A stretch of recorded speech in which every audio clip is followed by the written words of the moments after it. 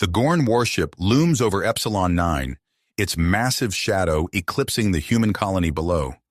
Thousands of children scream as plasma beams tear through schools and homes. Inside his Corvette-class ship, Captain Christian Perry receives the colony's frantic distress call. His jaw clenches as he diverts course, pushing his engines to maximum thrust. Perry arrives to witness devastation. The Gorn vessel dwarfs his ship, its weapons systems already locked on. Perry tries evasive maneuvers, but it's futile. Energy blasts pummel his Corvette, rupturing the hull and frying systems. As klaxons blare, Perry glimpses human children being beamed aboard the Gorn ship. With no other choice, Perry initiates emergency landing procedures. His crippled vessel plummets through Epsilon 9's atmosphere, smoke trailing behind. The jungle canopy rushes up to meet him. Metal screeches as the ship carves a furrow through dense foliage, before slamming to a stop. Dazed and bleeding, Perry drags himself from the wreckage. His ribs protest with each breath. Using his wrist computer, he sends an encrypted distress signal to Earth. As he slumps against a tree, fatigue overtaking him, he doesn't notice the small stealth ship touching down nearby. A figure approaches through the mist. Perry raises his sidearm, but his arm wavers. The alien stops, raising its hands. "I am Daphne," it says. "I wish to help." Perry keeps his weapon trained on the Gorn. "Why should I trust you?"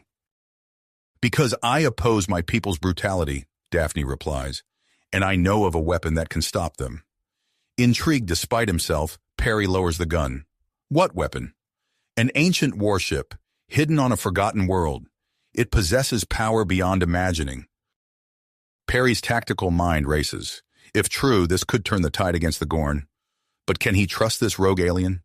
Before he can decide, Daphne's wrist device chimes. Her eyes widen. "A Gorn battle fleet just entered the system. We have little time." Perry nods grimly. The stakes are clear. Find this warship or watch humanity fall. He gestures to Daphne's ship. "Let's go." They salvage supplies from Perry's wreck and board Daphne's vessel. As they lift off, long-range scans show Gorn ships swarming Epsilon 9. More human colonies will soon fall if they fail. The stealth ship accelerates out of the system. Their destination, an uncharted world and humanity's last hope. Behind them, the screams of human children echo across the stars. As Perry and Daphne's ship accelerated away from Epsilon 9, the vastness of space enveloped them. The silence inside the vessel was broken only by the hum of engines and the occasional beep from the control panel. Perry's mind raced with the enormity of their mission, but he pushed aside his doubts, focusing instead on their immediate surroundings. Suddenly, alarms blared. A Gorn patrol ship appeared on their sensors, closing fast. "They've spotted us," Perry said, reaching for the weapons controls. Daphne's hands flew over the console. "Wait," she said, her voice steady. "I can disable them without a fight." Perry watched in amazement as Daphne's fingers danced across the screen, inputting a series of complex commands. The Gorn ship's weapons powered down. Its communication systems went dark. "How did you—" "Superior knowledge of our own technology," Daphne replied with a hint of pride. "Now, let's board them." Using the element of surprise, they quickly overwhelmed the three-man Gorn crew. Perry secured the prisoners in the cargo hold of their own ship, then began his interrogation. The Gorn soldiers, initially defiant, soon cracked under Perry's relentless questioning. "The fleet's primary staging area," one of them finally revealed, his scales glistening with sweat. "It's in the Taurus Reach." Armed with this crucial information, Perry and Daphne plotted a course to the forgotten planet. Their path led them through the void, a treacherous region of space that lived up to its ominous name. Massive gravitational eddies threatened to tear their ship apart. Energy storms crackled around them, bolts of pure chaos lashing out at their hull. Daphne's piloting skills were pushed to their limits as she navigated through the maelstrom. "Gravimetric distortion ahead," Perry called out, his eyes glued to the sensor readouts. Daphne's response was instantaneous. She rolled the ship, narrowly avoiding a vortex that would have crushed them instantly. For 3 days, they danced this deadly waltz through the void. During the quieter moments, Perry and Daphne talked. He learned of her past as a high-ranking Gorn scientist, and the horrors she had witnessed that led to her defection. They took children, Daphne said, her voice barely above a whisper. Enslaved them, experimented on them. I couldn't be part of that anymore. Perry nodded, understanding all too well. We'll stop them, he said. We have to. On the third day, they emerged from the void. Before them hung a planet shrouded in swirling clouds. But as they approached, energy beams lanced out from seemingly nowhere, battering their shields. An automated defense grid, Daphne exclaimed, her fingers flying over the controls. I can't bypass it. Perry's mind raced. Then an idea struck him. The Gorn prisoners, he said. The grid might recognize their biosignatures. It was a desperate gamble, but they had no other choice. They suited up one of the Gorn soldiers and tethered him to the exterior of their ship. As they approached the grid again, the weapons fell silent. They entered the planet's atmosphere, sensors detecting a massive underground complex. Landing near the entrance, they geared up. Perry armed himself with weapons from the Gorn patrol ship, while Daphne carried an array of scanning devices. The entrance to the complex yawned before them, a maw of ancient metal and stone. As they stepped inside, holographic displays flickered to life around them. A figure coalesced, humanoid, but clearly artificial. I am the Guardian, it intoned. To access the warship, you must prove yourselves worthy. The Guardian explained the trials they would face. Perry and Daphne exchanged a look, then nodded. They had come too far to turn back now. The first trial manifested as a physical challenge.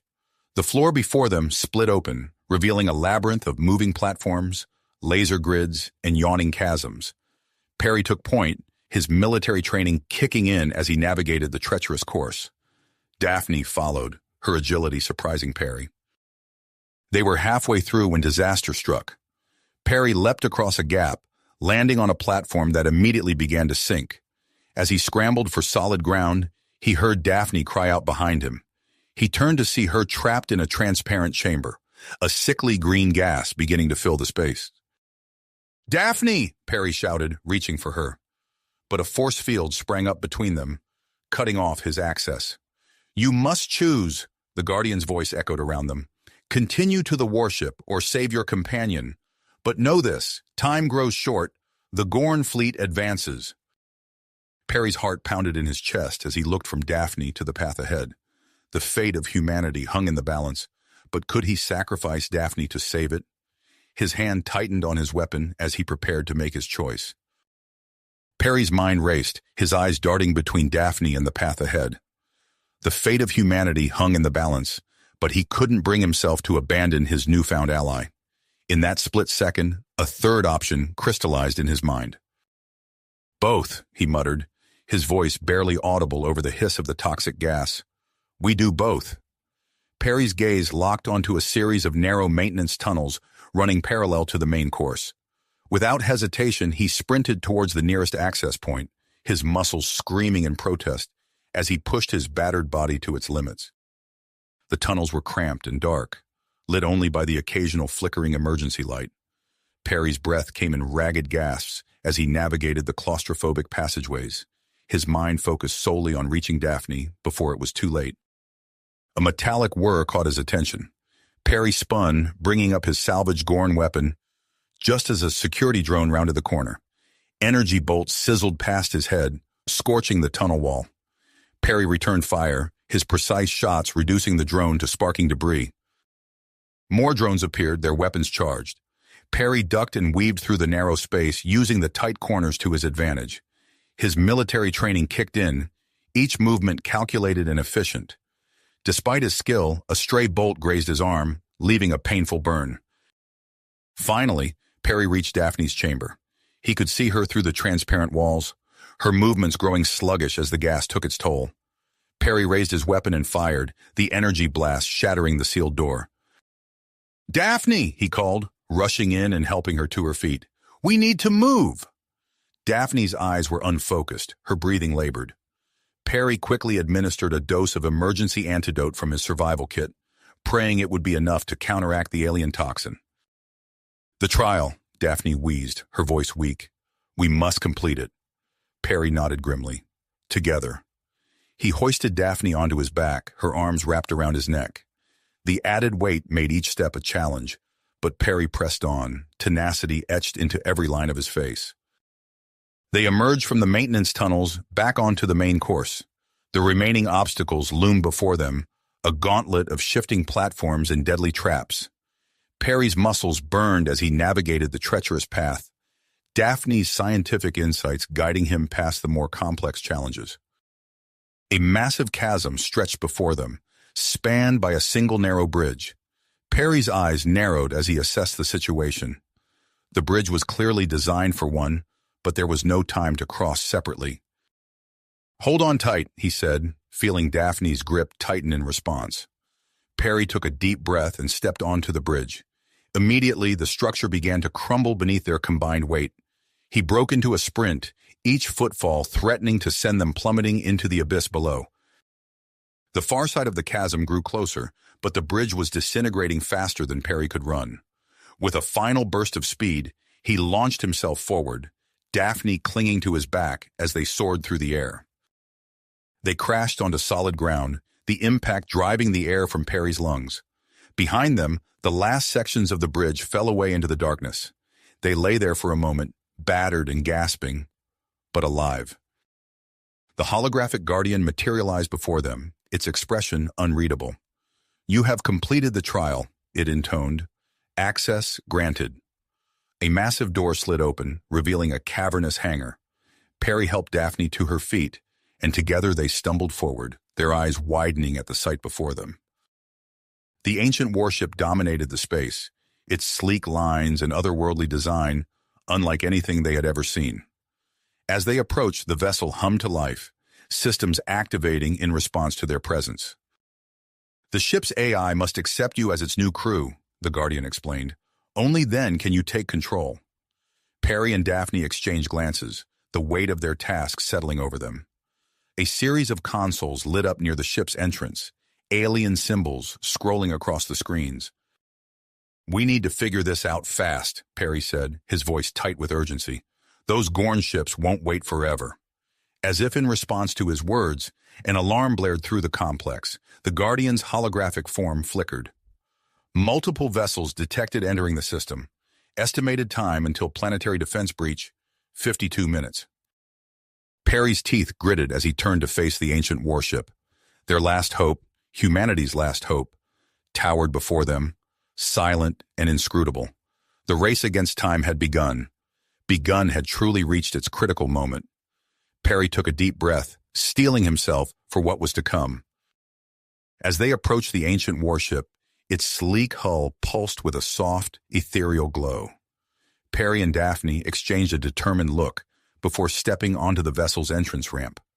The moment their feet touched the metallic surface, a surge of energy coursed through them. "Neural interface initializing," a disembodied voice announced, its tone neither male nor female. Perry felt a tingling sensation at the base of his skull, spreading rapidly throughout his body. His vision blurred, then sharpened with startling clarity. Information flooded his mind, schematics, weapon systems, propulsion data, all streaming into his consciousness at a dizzying pace. Beside him, Daphne gasped, her eyes wide as she absorbed the torrent of knowledge. "It's incredible," she managed, her voice strained with concentration.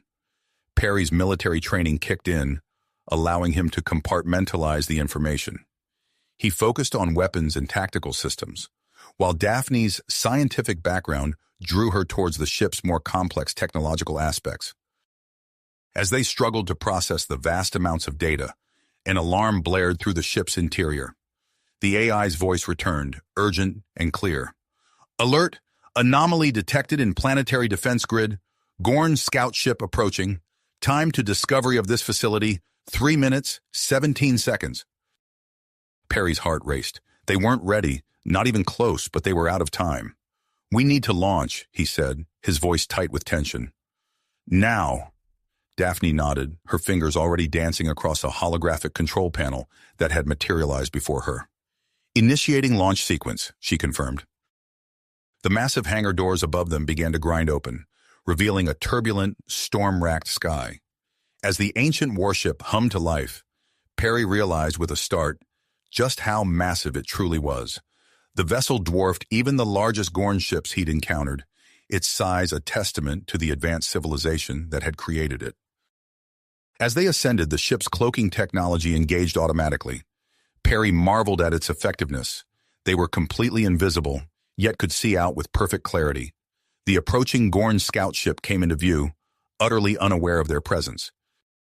Perry's mind connected with the weapon systems, the targeting interface appearing in his mind's eye with startling clarity. He took aim, his thoughts guiding the targeting reticle with a precision that surprised even him. "Firing," he announced, more out of habit than necessity. A beam of pure energy lanced out from their cloaked vessel, striking the Gorn scout ship with pinpoint accuracy. The smaller craft vaporized instantly, leaving no trace of its existence. "Threat neutralized," the AI confirmed. "No distress signal detected." As they broke through the planet's atmosphere, long-range sensors came online. Perry's stomach tightened as he saw the massive signals approaching, the main Gorn fleet. "We need a plan," Daphne said, her voice steady despite the gravity of their situation. Perry's mind raced, drawing on his tactical experience and the wealth of information now at his disposal. An idea formed, bold and risky, but potentially game-changing. "We strike at their heart," he said, his voice filled with conviction. "Their command ship. We can end this war in one decisive blow." The ancient warship surged forward, its advanced propulsion system catapulting them across vast distances in moments. Perry and Daphne found themselves pressed into neural interface pods, their minds now fully merged with the ship's systems. As they approached the edge of the Gorn fleet's formation, still cloaked and undetected, Perry identified their target, a massive vessel at the center of the armada. He prepared to launch an all-out assault, his finger metaphorically on the trigger. "Wait!" Daphne's voice cut through his concentration. "I'm detecting something. Perry, the energy signature from that ship, it matches the stasis technology we know the Gorn use for long-term captives." The implication hit Perry like a physical blow. "The children," he breathed. "They're on that ship." Their original plan was now impossible. A direct attack would likely kill the very people they were trying to save. Perry's mind raced, searching for an alternative. "The teleportation system," he said suddenly. "We can use it to board their command ship." Daphne's eyes widened. "It's incredibly risky. We'd have to decloak, even if only for a moment. And the range is limited. We'd need to get dangerously close." Perry nodded grimly. "I'll lead a strike team. You'll have to manage the ship alone against their entire fleet." The AI's voice interjected, its tone as close to concern as an artificial intelligence could manage. "The probability of success for such a mission is extremely low. Recommend alternative course of action." Perry shook his head. "We don't have a choice. This might be our only chance to save those kids and strike a real blow against the Gorn." He began assembling a strike team, selecting the most advanced combat drones from the warship's complement. As he prepared for the high-stakes infiltration, Daphne worked feverishly to optimize the ship's systems for the coming battle. Perry checked his equipment one last time, his mind already running through possible scenarios. He looked at Daphne, saw the dedication in her eyes that matched his own. "Ready?" he asked. Daphne nodded, her fingers poised over the teleportation controls. "On your mark." Perry took a deep breath, knowing that the next few moments would determine not just their fate, but the fate of humanity's resistance against the Gorn. "Mark!" The world around them began to shimmer as the teleportation sequence initiated. Perry's last view before the warship faded from sight was of the massive Gorn command ship looming before them, a fortress of metal and malice that they would soon infiltrate. As the teleportation beam engulfed him and his strike team, Perry steeled himself for the challenges ahead. They were about to enter the heart of the enemy, with the lives of countless children and the future of humanity hanging in the balance. Balance. The teleportation beam engulfed Perry and his strike team, transporting them into the heart of the enemy vessel. As the disorientation from the teleportation faded, Perry found himself in a dimly lit cargo hold. The air was thick with an alien musk, and the low hum of machinery filled the space. His eyes quickly adjusted, revealing rows upon rows of stasis pods stretching into the shadows. "Spread out," Perry commanded, his voice barely above a whisper. The 5 combat drones he had selected fanned out around him, their sensors silently scanning the environment. Perry's high-tech battlesuit, a marvel of the ancient civilization's technology, adjusted to his movements seamlessly. He felt a surge of strength course through his limbs as he moved forward, the suit enhancing his natural abilities. The energy rifle in his hands hummed with latent power, its unfamiliar weight a reminder of the advanced weaponry at his disposal. As he approached the nearest stasis pod, Perry's heart clenched. Through the frosted glass, he could make out the small form of a child, motionless in suspended animation. His suit's sensors confirmed what he desperately hoped. The child was alive. "I've found them," Perry subvocalized, the suit's communication system transmitting his words back to Daphne on the ancient warship. Initiating retrieval protocol. 2 of the drones moved to the central control panel for the stasis pods, their advanced hacking modules interfacing with the alien technology. Perry and the remaining drones formed a protective perimeter, weapons at the ready. The relative quiet was shattered by a piercing alarm. Red lights began to pulse throughout the cargo hold, casting eerie shadows across the rows of pods. "We've been detected," Perry growled, his grip tightening on his rifle. "Daphne, what's your status?" Daphne's voice crackled through his comm, strained with tension. "Multiple Gorn ships converging on our position. Our cloak is holding for now, but we can't risk another teleportation without exposing ourselves." Perry's mind raced, processing the tactical situation. "Understood. We'll find another way out. Focus on keeping that ship safe." The cargo hold's main doors slid open with a hiss, revealing a squad of Gorn soldiers. Their reptilian features were twisted in snarls of rage as they opened fire. Perry's enhanced reflexes, amplified by the battlesuit, allowed him to dodge the initial barrage. He rolled behind a stasis pod, the energy bolts sizzling past him. His drones responded with precise, coordinated fire, their advanced targeting systems finding gaps in the Gorn formation. As the firefight intensified, Perry vaulted over his cover, his suit's personal cloaking device activating mid-leap. He reappeared behind the Gorn squad, his energy rifle spitting death. 3 Gorn fell before they could react, their scaled bodies smoking from the precise hits. The remaining Gorn scattered, seeking cover among the stasis pods. Perry's drones pressed the advantage, their relentless assault keeping the enemy pinned down. "Status on the pods?" Perry demanded, ducking under a wild shot from a panicked Gorn soldier. One of the hacking drones responded, its synthesized voice calm amidst the chaos. "Stasis system bypassed, initiating revival sequence." Perry's relief was short-lived as he saw the first pod beginning to open. The child inside, a girl no older than 12, began to stir. She was vulnerable, confused, and in the middle of a war zone. "Change of plans," Perry announced, his voice tight with urgency. "Prioritize reviving the older children. We'll need their help to evacuate the others." As the first group of children regained consciousness, Perry quickly moved among them, his voice firm but reassuring. "I know you're scared, but I need you to listen carefully. We're here to rescue you, but we're not out of danger yet. The older ones, I need you to help with the younger children. Stay low, stay quiet, and do exactly as I say." The children nodded, their eyes wide with a mix of fear and drive. Perry felt a surge of pride at their resilience, even as his tactical mind calculated their dwindling odds of escape. Another wave of Gorn soldiers poured into the cargo hold, their superior numbers threatening to overwhelm Perry's position. He activated one of the compact explosive devices from his suit, tossing it with inhuman precision into the heart of the Gorn formation. The resulting explosion bought them precious seconds, but Perry knew it was only a temporary reprieve. "Daphne," he called, desperation creeping into his voice. "We need an exit strategy, now." Daphne's response was quick, her scientific mind already formulating a solution. "The Gorn ship should have its own teleportation chamber.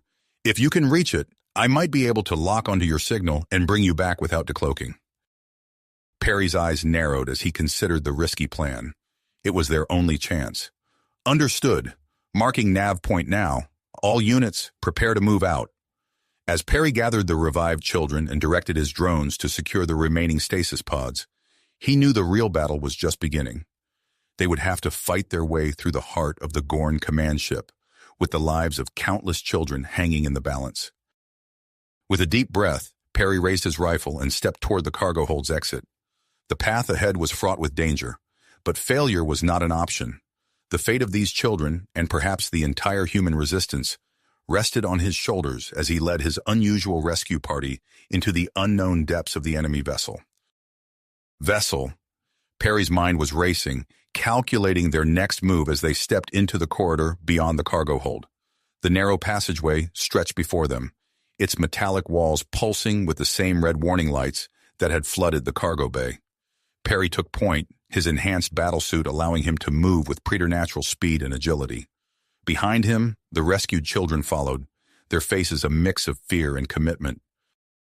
"Jack!" Perry called out, addressing a tall, lanky teenager who had naturally taken charge of the other children. "I need you to keep everyone together. Stay close and don't fall behind." Jack nodded, his teeth clenched with drive. "You got it, sir. We'll keep up."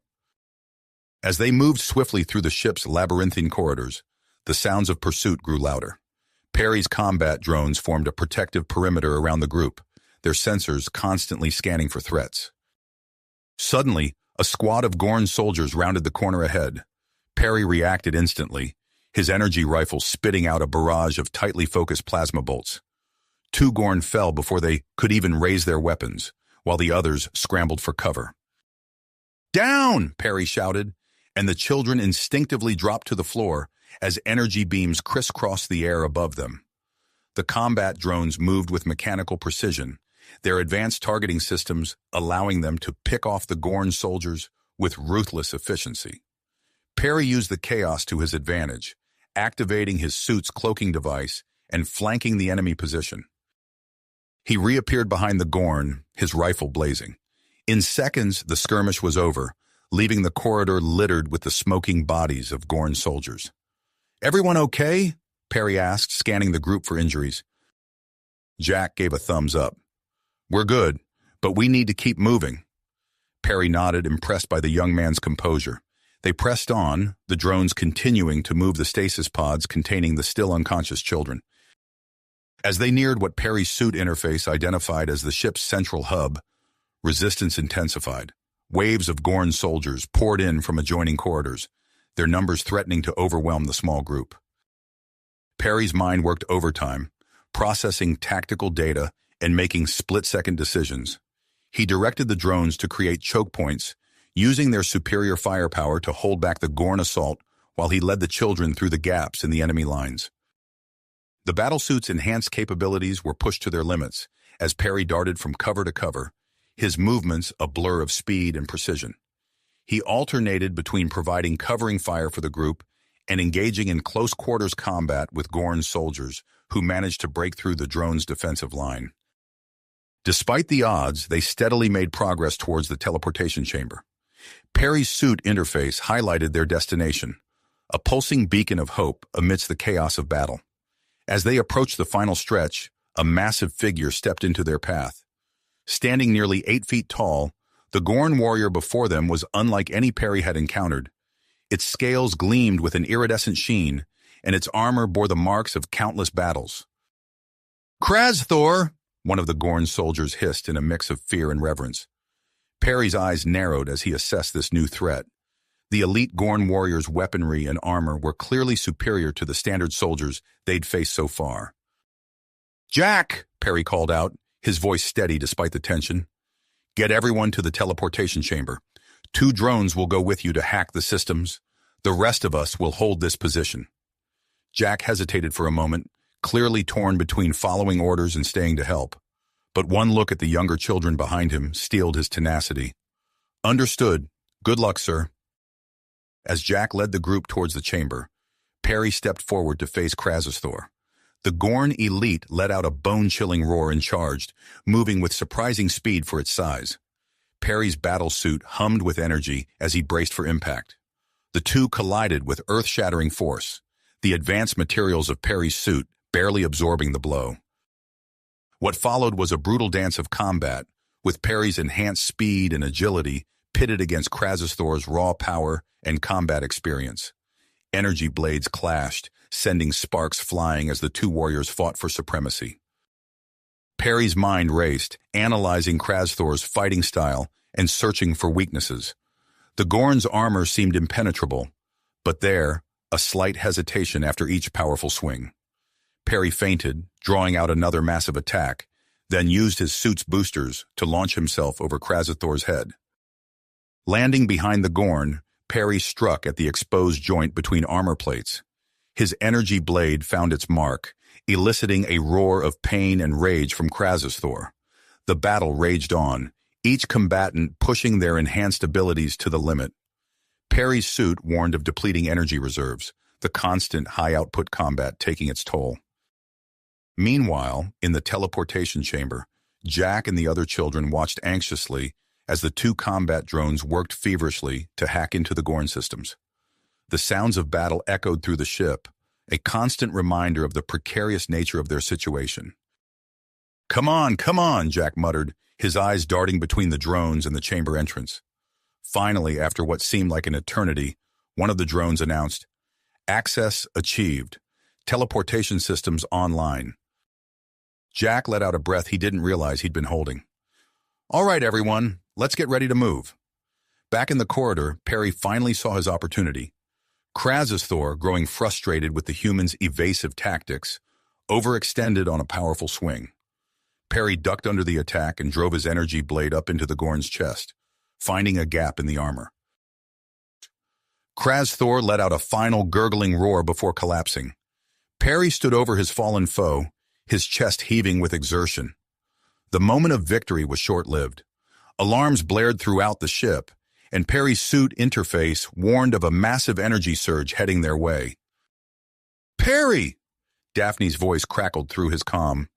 "I'm detecting a power buildup in your sector. They're trying to lock down the teleportation systems."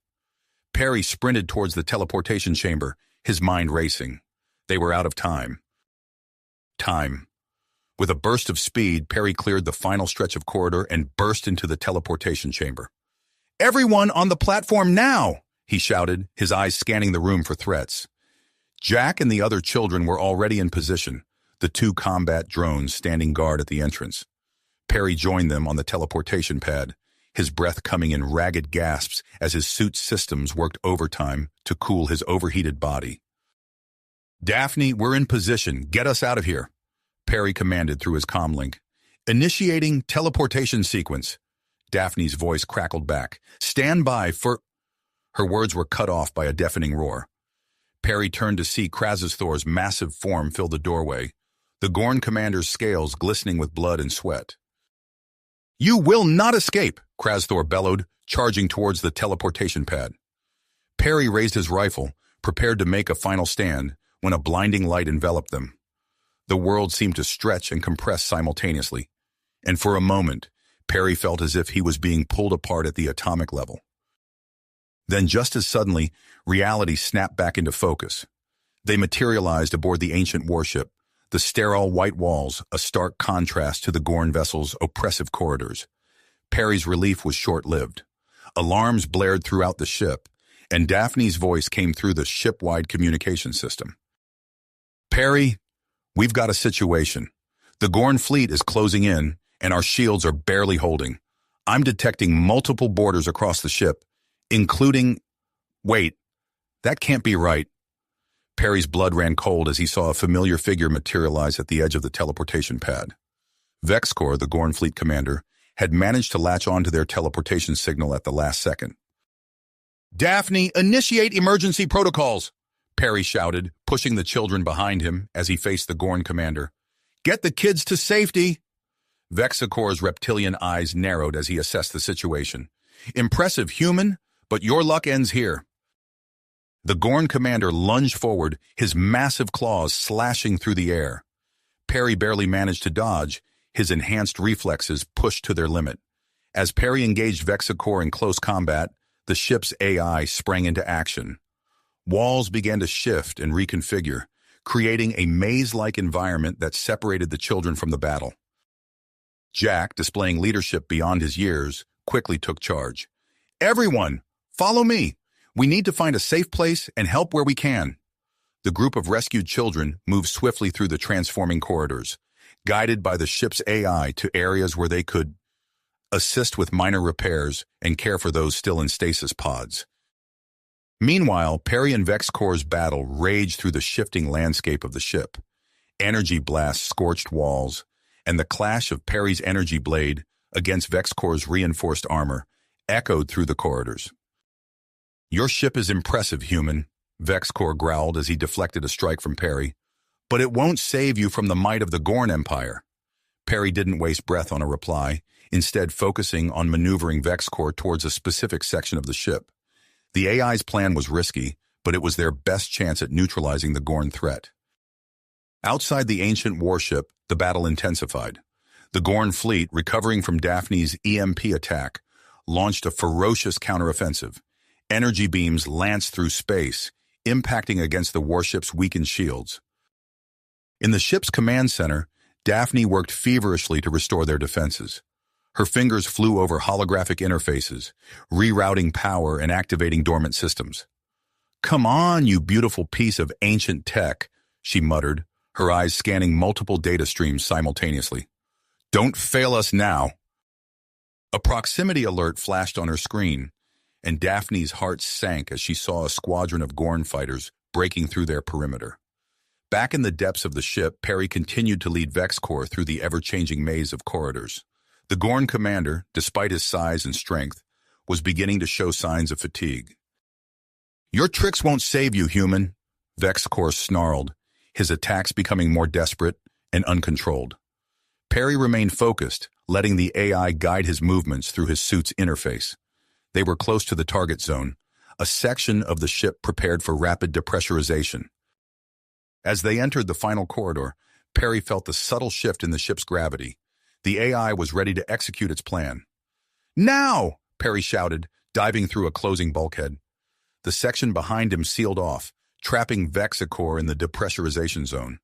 The Gorn commander's eyes widened in realization, but it was too late. The outer hull began to open, the vacuum of space pulling at everything within the chamber. Vexcor roared in defiance, his claws digging into the metal floor as he fought against the inexorable pull of space. Perry watched through a reinforced viewport, his breath fogging the glass as he waited to see if their gambit would pay off. For a moment, it seemed as if Vexcor's incredible strength would overcome even the vacuum of space. But then, with a final, ear-splitting screech, the Gorn commander lost his grip and was sucked out into the void. Perry allowed himself a brief moment of relief before the ship shuddered violently, reminding him that the battle was nowhere near the end. "Daphne, status report," he called out, already sprinting towards the command center. "Shields are at 15% and falling," Daphne responded, her voice tense. "We've managed to repel the first wave of boarders, but the Gorn fleet is regrouping for another assault. We need those shields back up, or we're done for." As Perry raced through the ship, he saw Jack and the other children working alongside maintenance drones, their small hands reaching into access panels and reconnecting damaged systems. "Perry!" Jack called out as he passed. "We've restored power to auxiliary systems in sections 5 through 8. What else can we do?" Perry felt a surge of pride at the children's resilience. "Great work. Get everyone to the central hub. If we can't raise the shields, we'll need to prepare for emergency evacuation." As he entered the command center, Perry saw Daphne surrounded by holographic displays, her face illuminated by the glow of the ship's systems. "Perry, I think I've found a way to reactivate the main shields," she said without looking up. "But it's going to take every ounce of power we've got. We'll be running on emergency systems only." Perry nodded, his mind already calculating their next move. "Do it. We'll deal with the consequences once we're out of immediate danger." Daphne took a deep breath and entered the final command sequence. The ancient warship hummed with energy as it redirected all available power to the shield generators. Outside, the Gorn fleet's second wave was closing in, their weapons primed and ready to deliver the killing blow. As the first volley of energy beams streaked towards the warship, Perry and Daphne held their breath, hoping against hope that their daring plan would pay off. The ship's main view screen lit up with a blinding flash as the newly regenerated shields sprang to life, absorbing the full force of the Gorn attack.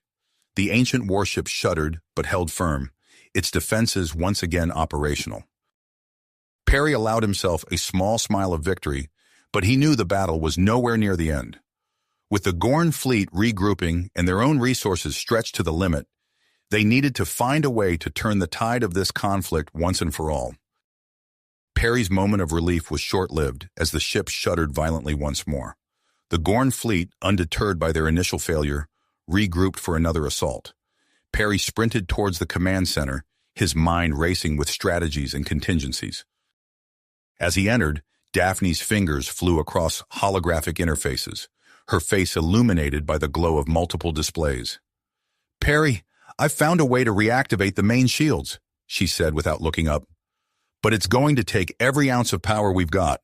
We'll be running on emergency systems only." Perry nodded, his decision already made. "Do it. We'll deal with the consequences once we're out of immediate danger." Daphne took a deep breath and entered the final command sequence. The ancient warship hummed with energy as it redirected all available power to the shield generators. Outside, the Gorn fleet's second wave closed in, their weapons primed for the killing blow. As the first volley of energy beams streaked towards the warship, Perry and Daphne held their breath. The main view screen lit up with a blinding flash as the newly regenerated shields sprang to life, absorbing the full force of the Gorn attack. The ship shuddered but held firm, its defenses once again operational. Perry allowed himself a small smile of victory, but he knew the battle was just the beginning. With the Gorn fleet regrouping and their own resources stretched to the limit, they needed to find a way to turn the tide of this conflict. Suddenly, an alert flashed on one of the secondary screens. Daphne's eyes widened as she processed the information. "Perry, we've got a problem. Vexicor somehow managed to follow us during the teleportation. He's in the lower decks, heading towards the targeted depressurization zone." Perry's eyes sharp. "I'll handle him. Keep the shields up and work on bringing our weapons online. We need to hit back, and hard." Without waiting for a response, Perry sprinted out of the command center, his battlesuit systems already prepping for another intense confrontation. As he raced through the ship's corridors, the AI's voice guided him through the quickest route to intercept Vexicor. Perry reached the targeted section just as Vexicor came into view. The Gorn commander's eyes narrowed as he spotted Perry, a low growl emanating from his throat. "Your ship's tricks won't save you, human," Vexicor snarled, his massive claws flexing in anticipation. Perry didn't waste breath on a reply. Instead, he signaled the AI to initiate the depressurization sequence. Alarms blared as the atmosphere in the compartment began to rapidly vent into space. Protected by his advanced battlesuit, Perry maintained his footing as the air rushed out. Vexicor, caught off guard by the sudden loss of pressure, stumbled momentarily. But the Gorn commander was far from defeated. With a quick motion, he activated an emergency force field generator built into his armor, creating a small bubble of breathable air around himself. The two warriors faced each other in the now airless chamber, their movements altered by the lack of atmosphere. Perry's suit allowed him to adapt quickly, while Vexicor's limited air supply forced him to fight more conservatively. They clashed, energy blade against reinforced claws. In the vacuum, their battle was eerily silent, punctuated only by the impacts of their blows and the digital readouts in Perry's helmet. As they grappled, Vexicor managed to land a powerful strike on Perry's chest plate. The suit's integrity warning flashed in Perry's vision. A small breach had formed, allowing his precious air supply to slowly leak out. Perry realized he now faced a ticking clock. He had to end this fight quickly or risk suffocation. He pressed his attack, forcing Vexicor back towards a weakened section of the hull. Meanwhile, in the ship's command center, Daphne worked feverishly to bring the ancient warship's primary weapons back online. The constant barrage from the Gorn fleet prevented her from diverting power from the shields, but she knew a strong counterattack was their only hope for escape. In the lower decks, Jack led a group of older children through maintenance tunnels, following the AI's instructions to repair critical systems. They came across a ruptured coolant line that threatened to overheat the ship's power core. Jack's mind raced, recalling conversations with his father, an engineer. "We need to redirect the flow," he said, grabbing a piece of discarded piping. "Help me connect this to the intact section of the line." Working together, the children managed to create a bypass, preventing a potentially catastrophic failure. The ship's AI acknowledged their success, directing them to the next crucial repair. Back in the depressurized chamber, Perry and Vexacor's battle reached a critical point. Both warriors now fought against time as well as each other. Perry, his suit's air supply dwindling, made a risky move. He feinted to the left, then quickly struck at Vexacor's force field generator. The Gorn commander, caught off guard, couldn't react in time. Perry's energy blade cracked through the generator's housing, causing the protective bubble to flicker and fail. Exposed to the vacuum of space, Vexacor's eyes widened in shock and fury. A nearby section of the hull, weakened by their battle, finally gave way. The vacuum of space, eager to claim its prize, pulled at both warriors. Perry, anchored by his suit's magnetic boots, held firm. Vexacor, however, was not so fortunate. With a silent roar of defiance, the Gorn commander was violently expelled from the ship through the rupture. Perry watched as his formidable opponent disappeared into the void of space, becoming nothing more than another piece of debris in the ongoing battle outside. Victory secured, Perry turned towards the chamber's airlock. But his own situation was now dire. His suit's oxygen levels were critically low, and the exertion of the fight had increased his consumption rate. Each step towards safety felt like an eternity as his vision began to blur. The ship's AI, recognizing Perry's peril, overrode safety protocols to expedite the repressurization process. As atmosphere flooded back into the chamber, Perry's legs gave out. He collapsed to the floor, his suit's life support systems flashing urgent warnings. Alerted by the AI, Daphne dispatched a medical team to Perry's location. They arrived to find him unconscious but alive, quickly working to stabilize his condition. As the medical team tended to Perry, Daphne received a report from Jack about the successful repairs to the cooling system. This unexpected boon allowed her to reroute additional power to the ship's offensive capabilities. With the shields holding strong and weapons finally coming back online, Daphne prepared to launch a counterattack against the Gorn fleet. The ancient warship's superior firepower was about to be unleashed, promising to turn the tide of the battle. But as Daphne readied the ship's weapons, a new alert caught her attention. The long-range sensors had detected something that made her blood run cold. A massive reinforcement of Gorn ships entering the system. This incoming armada dwarfed the current Gorn fleet in both size and firepower. Daphne's mind raced as she assessed their options.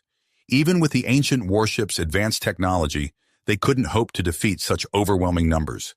They needed a new plan, and fast. As if on cue, the doors to the command center slid open. Perry, still pale and unsteady but conscious, stepped onto the bridge. His eyes quickly scanned the tactical displays, taking in the dire situation. "Status report," he said, his voice hoarse but determined.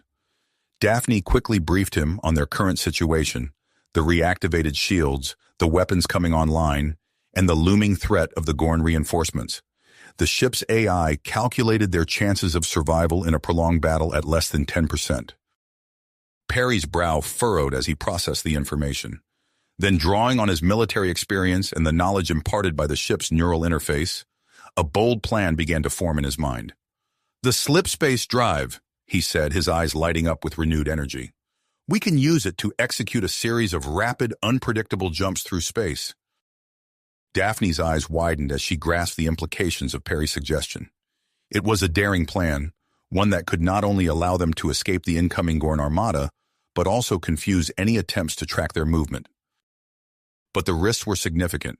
Multiple rapid jumps would put immense strain on the ship's systems, potentially causing catastrophic damage, and the complex calculations required for such precise jumps might be beyond even the advanced AI's capabilities to perform in real time. As the Gorn reinforcements drew nearer, Perry, Daphne, and the ship's AI began to formulate the details of this desperate escape plan. They had to balance the need for evasive action with the safety of the rescued children and the structural integrity of the ancient warship. The fate of their mission, and potentially the future of humanity's resistance against the Gorn, now hinged on the success of this high-stakes gambit.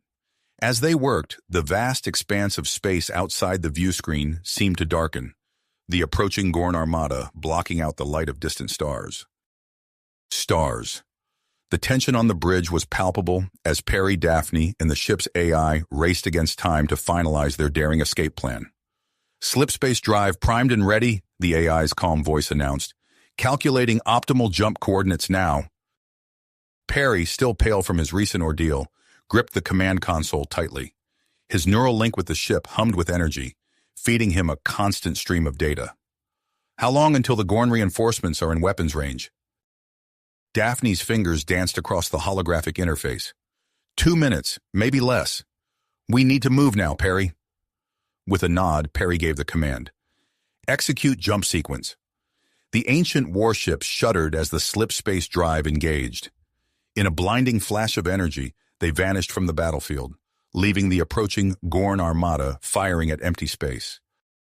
Moments later, they reappeared amidst a dense asteroid field. The sudden transition sent shockwaves through the ship's hull, triggering a cacophony of alarms. Multiple systems reporting strain, Daphne shouted over the noise. Structural integrity down to 82%. Perry's mind raced through possible solutions, his neural link allowing him to process information at an inhuman speed. Reroute power from non-essential systems to reinforce the structural integrity field. We need to hold this ship together. As Daphne worked to stabilize the power grid, Perry received an alert from the ship's central hub. Jack's voice came through, tight with tension. Perry, the kids are scared. That last jump was rough. How many more do we have to make? As many as it takes, Jack, Perry replied, trying to keep his voice steady. Keep them calm and secured. We're not out of this yet. The ship's sensors blared a warning. Perry's eyes widened as he saw the first wave of Gorn pursuers emerging from slipspace at the edge of the asteroid field. They're faster than we anticipated, Daphne said, her voice grim. Perry's mind whirled with possibilities. They needed more time for the AI to calculate the next jump coordinates. His eyes locked onto the asteroids surrounding them, and an idea formed. Activate tractor beams, he ordered. We're going to use these rocks. The ancient warship's tractor beams lashed out, seizing massive asteroids and hurling them towards the approaching Gorn vessels. The improvised attack caught the enemy off guard. 2 Gorn ships erupted in silent explosions, while several others spun out of control, their hulls breached by the unexpected projectiles. Jump coordinates locked, the AI announced. Initiating second jump now. Once again, the ship leapt into slipspace. This time, they emerged near a colossal gas giant, its swirling storms dwarfing their vessel. The ship groaned under the strain of the planet's intense gravitational field. Hull stress increasing, Daphne reported, her hands flying over the controls. We can't stay here long. Perry nodded, already formulating the next phase of their plan. Deploy sensor buoys. Let's give our friends something else to chase. A series of small devices shot out from the ship, activating as they spread through space. Each began broadcasting signals mimicking the energy signature of the ancient warship. As they prepared for their third jump, Perry felt a sharp pain behind his eyes. The constant neural interface was taking its toll, but he pushed through the discomfort. They couldn't afford for him to disconnect now. The ship jumped again, this time emerging on the outskirts of a dense nebula. Cosmic dust and radiation temporarily blinded their sensors, but Perry knew it would affect the Gorn's tracking abilities as well. Daphne looked up from her station, an idea forming. The nebula's unique properties. We could use this to mask our energy signature for the next jump. Perry nodded, impressed by her quick thinking. Do it. We need every advantage we can get. As they prepared for their fourth jump, a new alarm blared through the ship. The AI's voice was urgent as it reported, multiple microfractures detected in the power core. Continued jumps without repairs. Risk catastrophic overload. Perry's heart raced as he faced a critical decision. Jump again and potentially destroy themselves, or power down for repairs and risk being overtaken by the Gorn fleet. The fate of the rescued children, the ancient warship, and possibly humanity's resistance hung in the balance. In that moment of crisis, Perry's military training kicked in. He quickly formulated a modified plan, one that might just thread the needle between certain destruction and capture. "Cancel the full jump," he ordered. "Prepare for a series of short-range teleportations within the nebula. It'll be slower, but it'll put less strain on our systems and make us nearly impossible to track." As the ship began its erratic series of micro-jumps through the cosmic haze, Perry could only hope that this high-stakes endeavor would be enough to shake off their relentless pursuers and buy them the time they so desperately needed. As the ancient warship continued its erratic series of micro-jumps through the nebula, Perry's mind raced with possibilities. The strain on the ship's systems was becoming critical, and they couldn't keep this up indefinitely. Suddenly, a glimmer of hope sparked in Perry's memory. The neural link with the ship's AI had given him access to vast amounts of information, including details about an ancient technology that could be their salvation. "Daphne," he called out, his voice hoarse but determined. "What do you know about wormholes?" Daphne looked up from her console, her brow furrowed. "Theoretical shortcuts through space-time. Why?" Perry's eyes gleamed with a mix of exhaustion and excitement. "Not theoretical. This ship has the capability to reactivate dormant wormholes, and I think I know where we can find one." Without hesitation, Perry established a deeper neural connection with the ship's AI, pushing through the searing pain behind his eyes. He accessed the ancient star charts, searching for the coordinates of a long-forgotten spatial anomaly. "There," he said, pointing to a section of space just beyond the nebula. "Set a course for these coordinates. Full power to engines." As the ship emerged from the cosmic haze, its stealth compromised by the massive energy buildup, long-range sensors detected multiple Gorn vessels converging on their position. The AI's calm voice cut through the tension on the bridge. "We have less than 10 minutes before the Gorn fleet is within weapons range." Perry turned to Daphne, his face etched with tenacity. "We need to divert all available power to the main energy projector. It's not just a weapon, it can be reconfigured to emit the specific frequency needed to jumpstart the wormhole." Daphne nodded, understanding the gravity of the situation. She quickly opened a communication channel to engineering. "Jack, I need you and a team of the older children to help me channel power from non-essential systems to the main projector. We're going to attempt something unconventional." As Daphne and her makeshift crew worked frantically in the engineering section, the strain on the ship's systems caused several minor explosions throughout the vessel. Alarms blared as damage reports flooded in. "Medical teams to decks 3, 5, and 7, the AI announced. "Injuries reported, setting up triage center in the mess hall." Perry grimaced, feeling each impact as if it were striking his own body. The neural link was taking its toll, blood trickling from his nose as he guided the ancient warship into position near the dormant wormhole.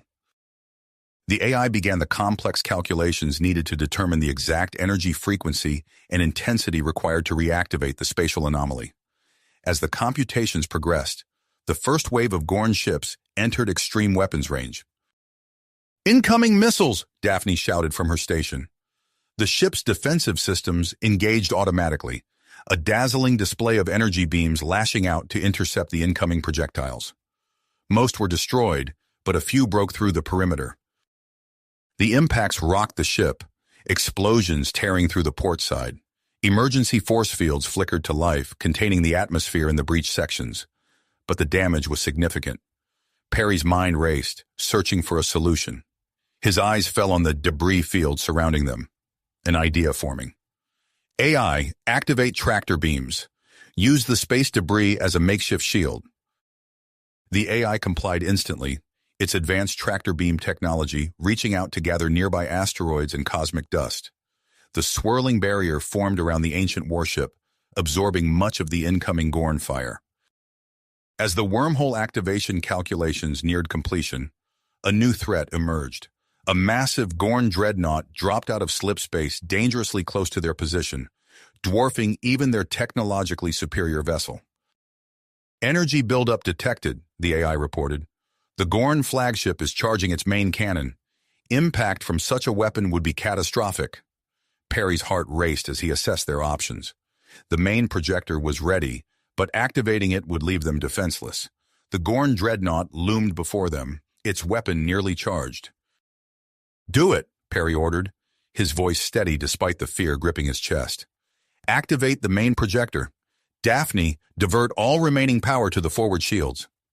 The ancient warship's main projector came to life, firing a concentrated beam of exotic particles at the dormant wormhole. Space itself seemed to warp and twist around the focal point. Just as the fabric of reality began to tear, the Gorn dreadnought fired. Its energy blast struck the ancient warship's shields with devastating force. The ship shuddered violently, consoles exploding across the bridge in showers of sparks. Perry cried out in pain, the feedback from the neural link threatening to overwhelm him. Through the haze of agony, he saw the swirling vortex of the wormhole spring to life before them. "Wormhole stable," the AI announced, its voice distorted by damaged systems. "Destination unknown. Gorn dreadnought preparing for second shot." With no time left for debate, Perry made the call. "All personnel, brace for emergency transit. We're going in." The ancient warship, battered and with systems failing, limped towards the swirling portal. As they plunged into the wormhole, the Gorn dreadnought fired again. The energy blast clipped their aft section, sending them tumbling into the unknown passage of space-time. Inside the wormhole, reality itself seemed to twist and contort. The ship bucked and shuddered, gravity fluctuating wildly. In the central hub, the rescued children clung to each other, their screams lost in the cacophony of tortured metal. Perry, still linked to the ship's systems, felt as if his very atoms were being torn apart and reassembled. Through the haze of pain and disorientation, he heard the AI's warning. Navigation systems compromised, unable to control exit trajectory. With a violent lurch that threatened to tear the ship apart, they were expelled from the wormhole. Emergency systems engaged, fighting to stabilize their tumble through unfamiliar space. As the ancient warship finally steadied itself, Perry's neural link disengaged. He collapsed to the floor, his body racked with pain and exhaustion. Through blurred vision, he saw the starfield on the main viewer, constellations unlike any he had ever seen before. They had escaped the Gorn, but at what cost? As darkness crept into the edges of his vision, Perry's last thoughts were of the monumental task that lay ahead. They were lost, their ship damaged, in an unknown region of space, and somehow they would have to find their way home. Perry's eyes fluttered open, his vision blurry and unfocused. The sterile white ceiling of the medical bay slowly came into view. As he blinked away the disorientation, he tried to sit up but found his body uncooperative, muscles weak and trembling. "Easy there, Captain," a familiar voice said. Dr. Marcus Chen appeared at his bedside, gently easing Perry back onto the biobed. "You've been out for quite a while." Perry's throat felt dry, his voice raspy as he spoke. "How long?" 48 hours, Dr. Chen replied, running a medical scanner over Perry's body. "The neural link put an immense strain on your system. You're lucky to be alive." As Perry's mind cleared, the memories of their desperate escape through the wormhole came flooding back. He tensed, ignoring the protest of his aching muscles. "The ship? The children?" Dr. Chen placed a reassuring hand on Perry's shoulder. "The ship sustained heavy damage, but we're holding together. Most of the children are fine, just shaken up.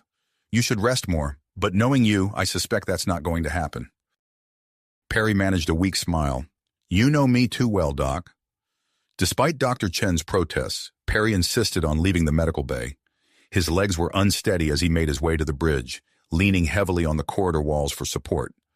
The ship's interior bore the scars of their harrowing journey, flickering lights, exposed circuitry, and the acrid smell of burnt electronics permeating the air.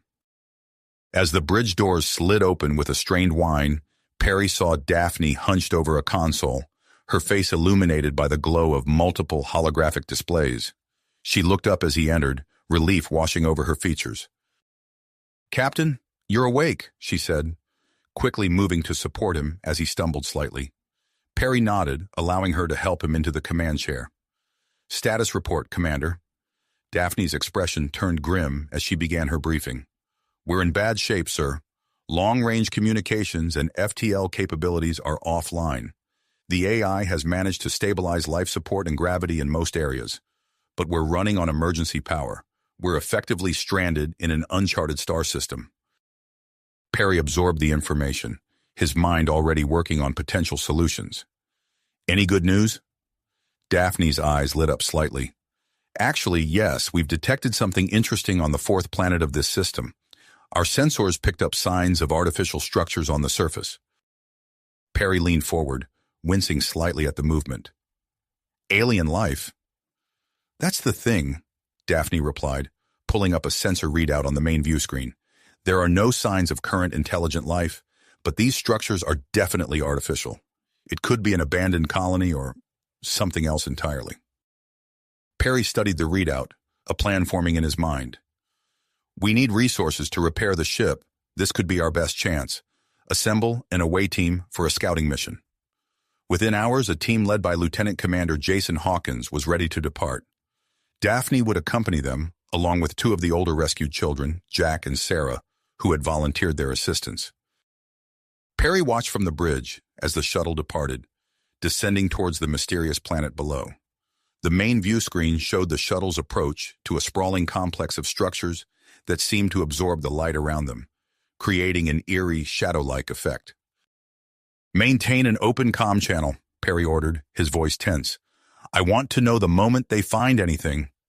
The bridge crew worked in tense silence as they monitored the away team's progress. Perry listened intently to the team's observations as they explored the alien ruins, their voices filled with a mixture of awe and trepidation. Suddenly, Jack's excited voice came through the comm. I think I've found some kind of control panel, or...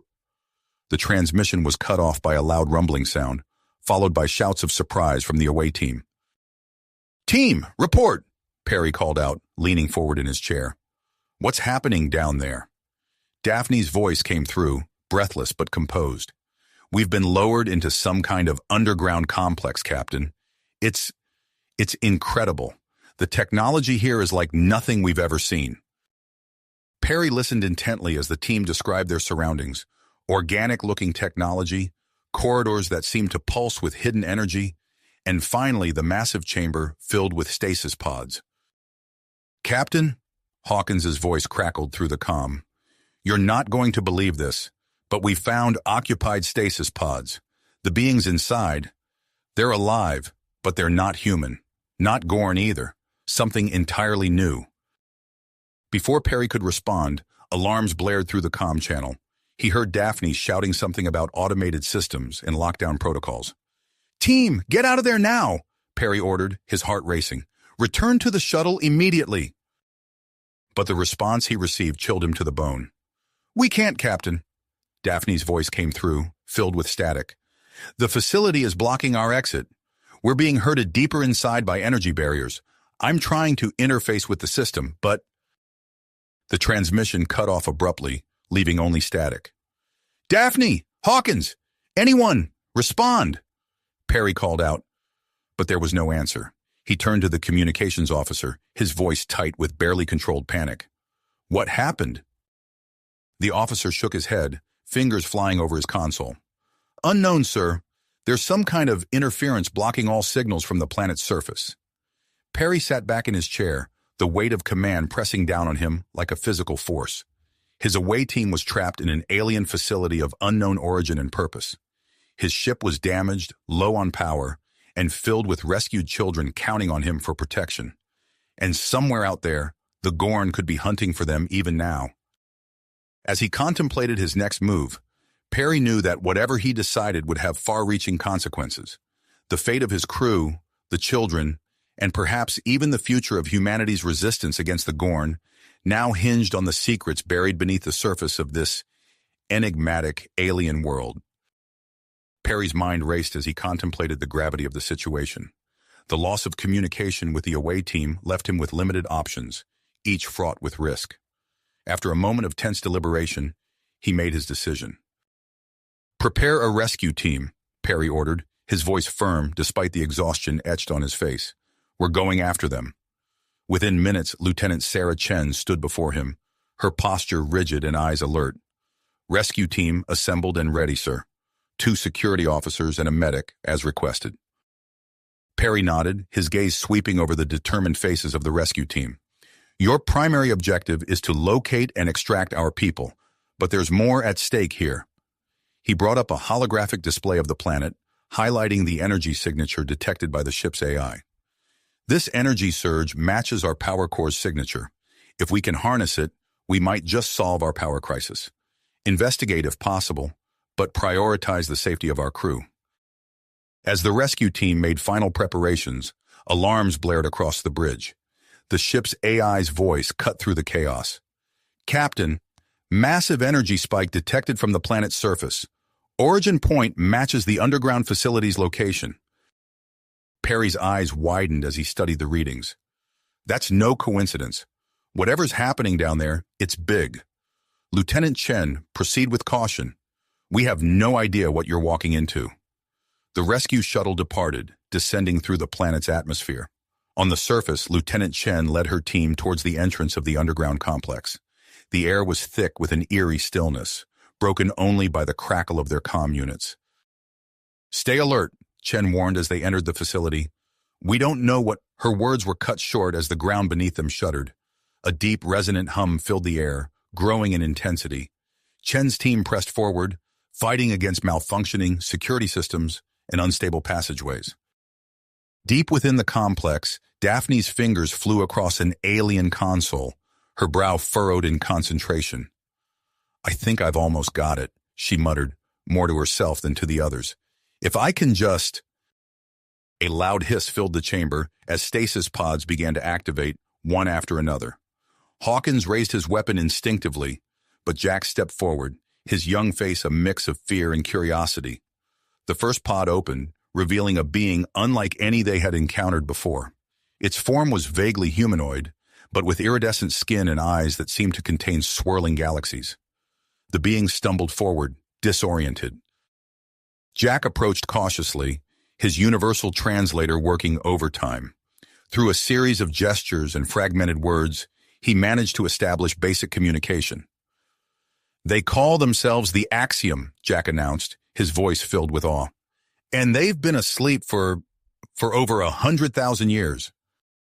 As more Axiom awakened, the away team learned the tragic history of their civilization. The Axiom spoke of a cataclysmic event, a last-ditch effort to preserve their species through stasis technology. Their conversation was interrupted by a bone-chilling screech that echoed through the facility. The Axiom's expressions changed from confusion to terror. The Nexus, one of them whispered, the translator struggling to convey the depth of fear in their voice. It has awakened. Hawkins grabbed the Axiom's arm, demanding answers. They learned of the Nexus, a biomechanical weapon of their own creation that had turned against them, now freed from its containment. As the Nexus began its rampage through the facility, assimilating technology and growing in power, the away team and the Axiom formed an uneasy alliance. Hawkins took charge, coordinating with the alien beings to formulate a defense plan.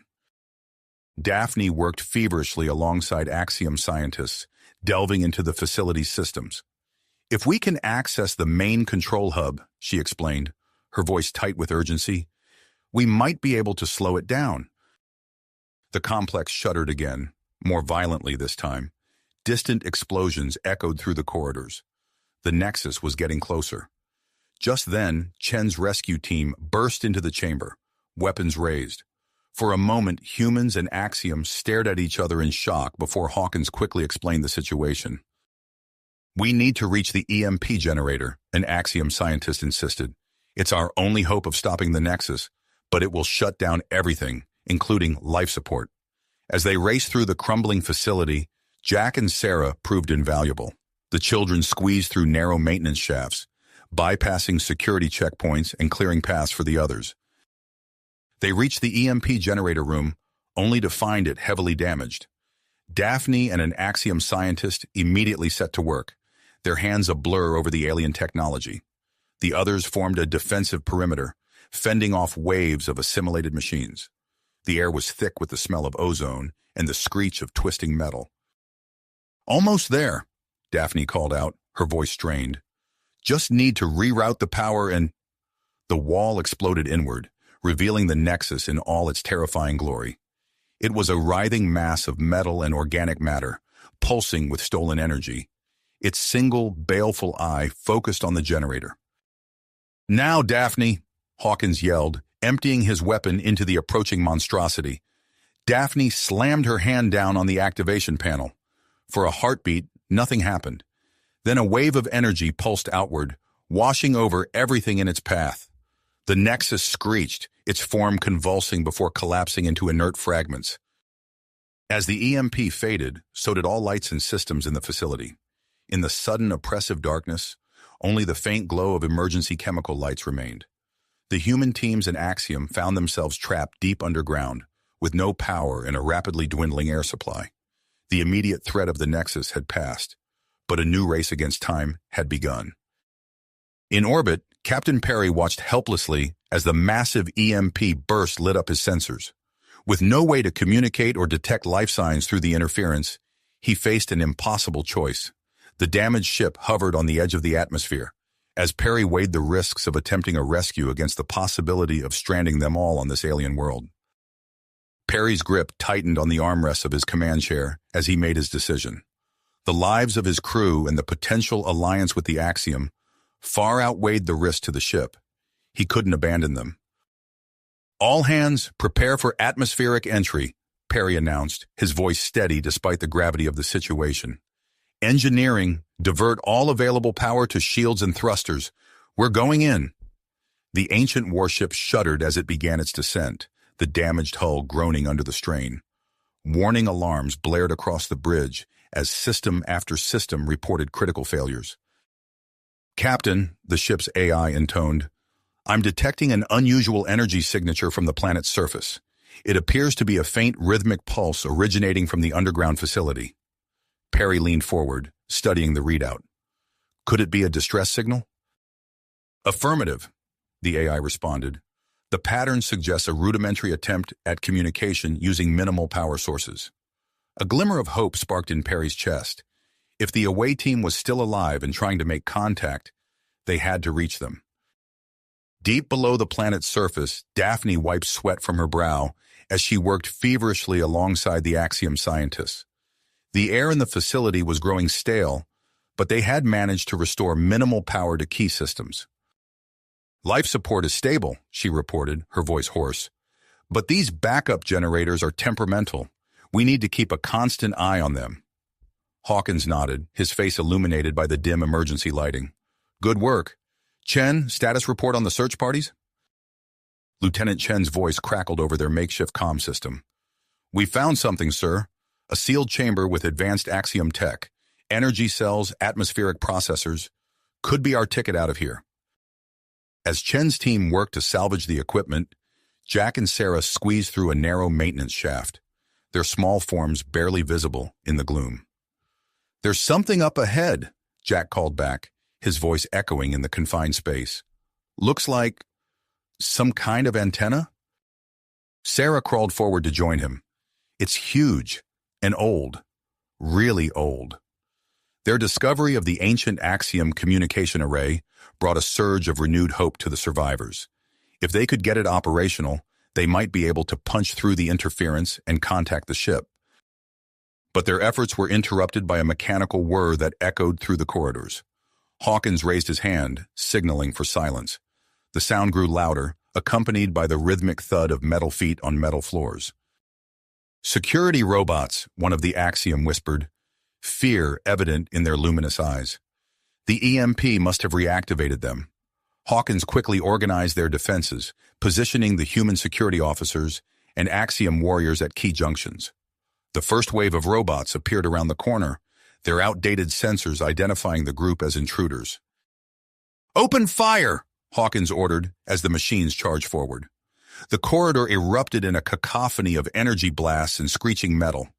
The robots fell in heaps of sparking wreckage, but more kept coming. Meanwhile, in orbit, the ancient warship plunged through the atmosphere. On the bridge, Perry and his crew fought to keep the massive vessel under control. Consoles exploded in showers of sparks as systems overloaded. "Hull breach on Deck 7, an officer shouted over the din. "Emergency force fields are holding, but we're losing integrity fast." Perry gritted his teeth, his hands flying over the manual controls.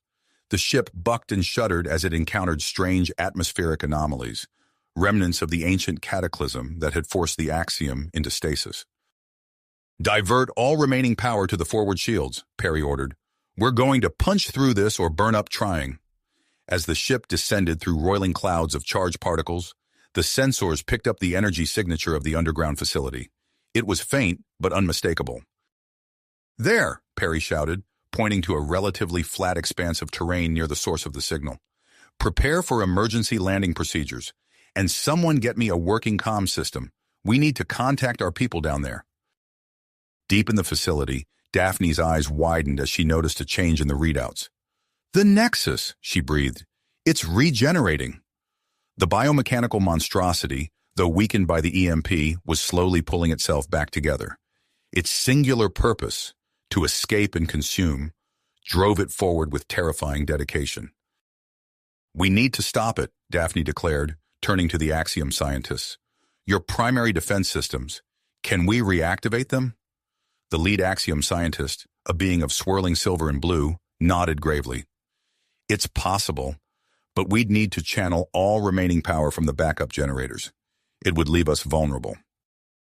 Hawkins, ducking back into the room after repelling another wave of security robots, made the call.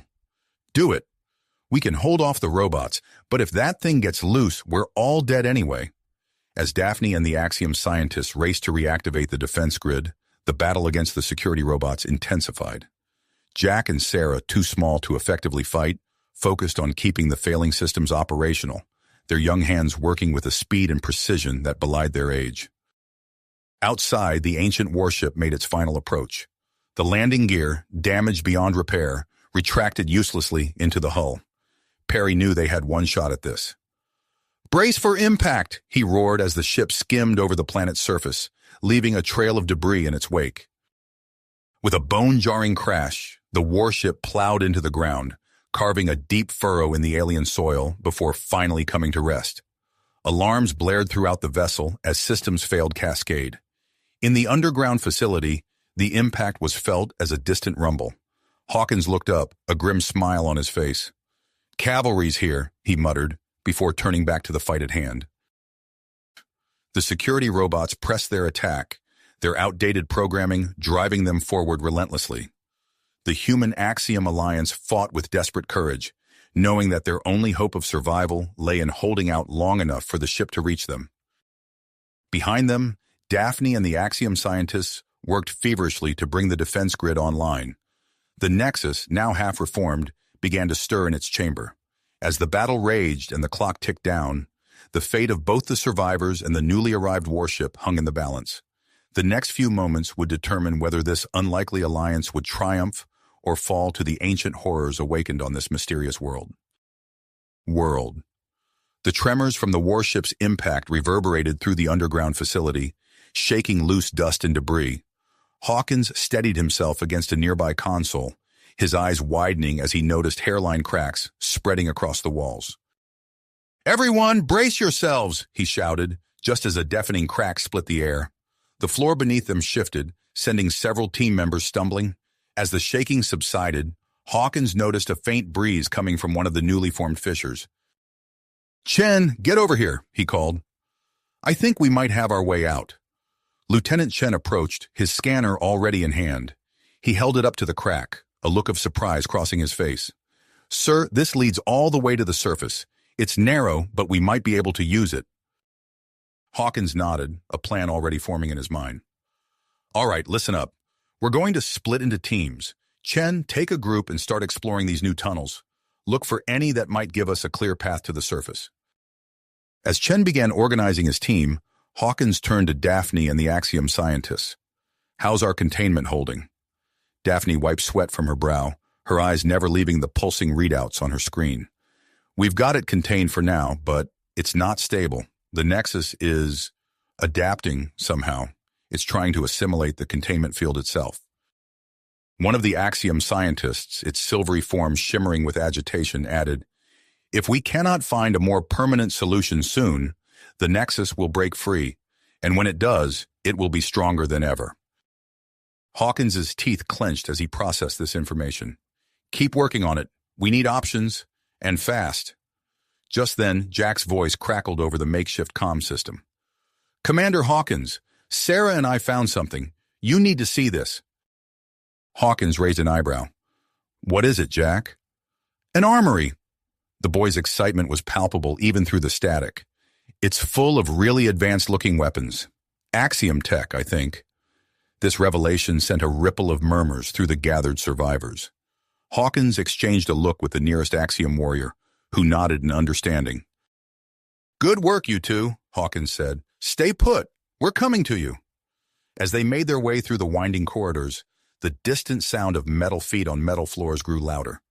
The security robots were regrouping, preparing for another assault.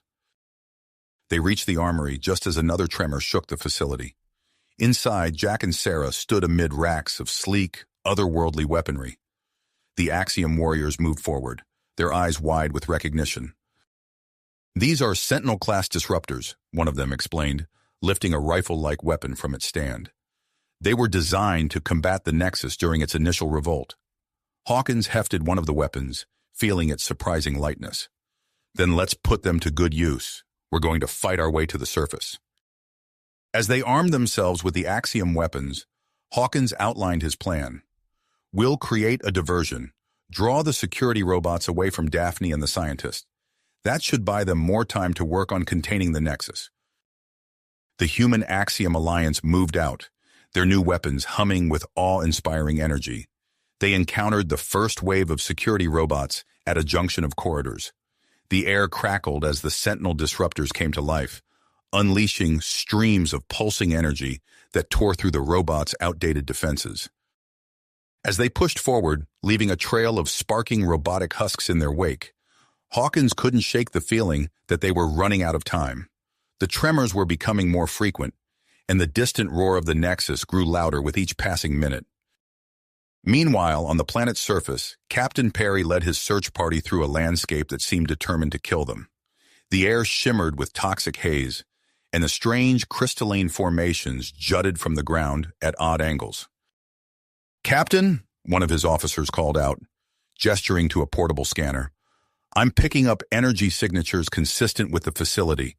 It's about 2 kilometers in that direction. Perry nodded, his eyes scanning the horizon. The crash landing had taken a toll on his body, but adrenaline kept him moving. Let's move, and keep your eyes open. This place feels wrong. As if in response to his words, a piercing shriek filled the air. The ground beneath their feet began to ripple and shift, and Perry watched in horror as a massive, worm-like creature erupted from the soil. Scatter! He yelled, diving to the side as the creature's segmented body thrashed overhead. The search party broke formation, their weapons blazing as they fought against this new threat. Perry found himself back-to-back with his chief engineer, Marcus Chen. Any bright ideas, Lieutenant? Perry asked, his voice tight as he fired at the creature's undulating form. Chen's eyes darted around, taking in their surroundings. The crystals, sir, they seem to repel it. If we can make it to that large formation over there, we might have a chance. Perry nodded, then raised his voice to be heard over the chaos. Everyone, fall back to the crystal formation. Move.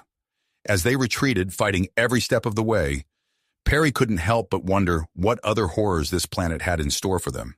And somewhere below, his crew was fighting for their lives against threats they couldn't even imagine. The fate of 2 species hung in the balance, and Perry knew that the decisions he made in the coming hours would shape the course of history. With revitalized commitment, he led his team towards the dubious safety of the alien crystals, the monstrous worm in hot pursuit. Perry's team scrambled towards the crystalline formation, their boots crunching on the alien soil as they ran. The worm-like creature's massive body thrashed behind them, its segmented form casting chaotic shadows in the eerie light. As they reached the relative safety of the crystals, Perry's comm unit crackled to life. Captain, this is Commander Hawkins. Do you read me? Perry pressed a hand to his ear, relief washing over him. Loud and clear, Commander. What's your status? We've secured some advanced weaponry and are making our way to the surface. But, sir, we've got multiple threats converging. The facility's security robots are adapting, and there's something called the Nexus that's breaking free. Perry's mind raced, processing the information. Understood. We've got our own problems up here. I'm picking up signs of an incoming Gorn fleet. He paused, surveying his team and the hostile landscape around them. In that moment, Perry made a series of rapid decisions. Listen up, he announced, his voice carrying the weight of command. We're changing plans. Chen, take half the team back to the crash site. Salvage any weapons and defensive systems you can. We need to be ready for the Gorn. Chen nodded, already gathering a group. What about you, sir? I'm taking the rest of us down to rendezvous with Hawkins. We've spotted some fissures created by our landing. They might lead straight to the facility. As Chen's team departed, Perry led the remaining members towards the nearest fissure. The ground rumbled beneath their feet, a constant reminder of the unstable planet and the threats lurking below. Deep in the underground facility, Daphne's fingers flew across holographic interfaces as she worked with the Axiom scientists. We're running out of options, she muttered, her eyes fixed on the pulsing data streams. One of the Axiom, its form shimmering with anxiety, pointed to a schematic of the crashed warship. The power core. If we could harness its energy, we might be able to create a surge strong enough to neutralize the Nexus. Daphne's eyes widened. That's brilliant, but incredibly dangerous. We'd need to extract it first, and that could destabilize the entire crash site. Before anyone could respond, Jack's voice piped up from behind a console. Sarah and I could do it. We're small enough to get through the damaged sections. Daphne turned, conflicting emotions playing across her face. It's too risky. We don't have a choice, Sarah interrupted, her young face set with drive. We're running out of time. After a moment's hesitation, Daphne nodded. All right, but be careful and stay in constant communication. As Jack and Sarah prepared for their perilous mission, Hawkins's team pushed forward through the facility's winding corridors. The air hummed with the energy of their Axiom weapons, the walls scarred by recent battles. Suddenly, a thunderous crash echoed through the hallway. Hawkins raised a fist, signaling his team to halt. Around the corner, a massive form lumbered into view. 3 security robots fused into one hulking machine. They're adapting, Hawkins breathed, his mind racing. New plan. We split into smaller teams. Martinez, take your group left. Chen, right. We'll flank them and... His orders were cut short as the merged robot charged, its movements surprisingly agile for its size. The corridor erupted into chaos, energy blasts ricocheting off metal surfaces as the human Axiom Alliance scrambled to outmaneuver their evolving foe. In the containment area, alarms blared as the Nexus's tendrils began to breach the energy field. Corrupted data streams snaked through the facility's systems, causing lights to flicker and doors to seal randomly. It's breaking free, an Axiom scientist cried, its luminous form pulsing with panic. Daphne gritted her teeth, her hands never leaving the control panel. Just a little longer. Jack, Sarah, how close are you to the power core? Static crackled over the comm before Jack's voice came through. Almost there. But the ship's really unstable. We're using the AI to guide us, but it's touch and go. As if to emphasize his point, a violent tremor shook the facility. Walls groaned, and in the distance the sound of tearing metal echoed ominously. On the surface, Perry's team had located one of the fissures and prepared to descend. The sky above them darkened as the first Gorn ships entered the atmosphere. Chen, Perry called into his comm, the Gorn are here. Get those defenses online ASAP. Understood, sir, came the terse reply. We've managed to activate part of the shield system. It won't hold forever, but it'll buy us some time. As Perry led his team into the fissure, the ground shook with the impact of the first Gorn bombardment. Dust and debris rained down, obscuring their vision as they carefully picked their way deeper into the planet's crust. The descent was treacherous, with unstable footing and the constant threat of cave-ins. As they neared the bottom, Perry heard the unmistakable sound of energy weapons. "This is Captain Perry," he called out. "Identify yourselves." A moment later, Hawkins's voice responded. "Captain, we're just below you. Watch your step. We've got hostiles on our tail." Perry and his team dropped the last few meters, landing in a crouch next to Hawkins's battered group. They barely had time for a quick sit rep before the merged security robots rounded the corner, their metal bodies gleaming menacingly in the dim light. "Form up," Perry ordered, raising his weapon. "We need to get back to the containment area. Hawkins, lead the way." As the combined teams fought their way through the shifting corridors of the facility, Perry's comm crackled again. This time, it was Daphne, her voice tight with urgency. "Captain, we have a new problem. The Nexus, it's assimilating Axiom survivors. They're being turned into some kind of drones." Perry's blood ran cold as he processed this information. He looked at the Axiom warriors fighting alongside them, knowing that any of them could be next. The implications were clear. They might have to use lethal force against their own allies. Before he could respond, the facility shuddered violently. Walls began to shift and move, corridors sealing and new chambers forming. The Nexus was reshaping the entire complex. "Everyone, stay close," Perry shouted over the grinding of metal and stone. "We need to reach Daphne and the scientists before—" His words were cut off as a section of the floor gave way beneath them. Perry found himself falling, the world around him a blur of twisting metal and flashing emergency lights. As he tumbled into the unknown depths of the facility, one thought burned in his mind. Time was running out, and the fate of two species hung in the balance. The choice he would have to make upon reaching Daphne and the others would determine not just their survival, but potentially the future of humanity and the Axiom in the face of the Gorn threat. With rekindled commitment, Perry righted himself mid-fall, ready to face whatever challenges awaited him in the depths of this ever-changing alien world. Perry's world spun as he tumbled through the collapsing facility, debris raining down around him. He hit the ground hard, the impact knocking the wind from his lungs. Gasping for air, he struggled to his feet, his eyes adjusting to the dim emergency lighting. "Captain, over here!" Hawkins's voice cut through the chaos. Perry stumbled towards the sound, ducking under a fallen beam. He found Hawkins and a handful of survivors, both human and Axiom, huddled behind a makeshift barricade. "Status report," Perry demanded, his voice hoarse. Hawkins grimaced. "Not good, sir. We're cut off from the main group, and the Nexus is growing stronger by the minute. Daphne's team is still working on a solution, but—" Perry's comm crackled to life, Daphne's voice barely audible through the static. "Captain, we have a plan, but it's risky. We need to use the Warship's power core to destroy the Nexus." Perry's mind raced, weighing the options. The loss of Axiom technology and historical records would be devastating, but the alternative was unthinkable. He made his decision. "Do it," he ordered. "Whatever it takes to stop the Nexus." "Understood," Daphne replied. "Jack and Sarah are en route with the core. We'll need a diversion to buy them time." Perry turned to Hawkins, perseverance etched on his face. "You heard her. We're going to give them that diversion." Hawkins nodded, a grim smile playing at his lips. He addressed the assembled fighters. "All right, people. We're taking the fight to the Nexus. Hit it hard, hit it fast, and don't let up." The team moved out, their Axiom weapons humming with energy.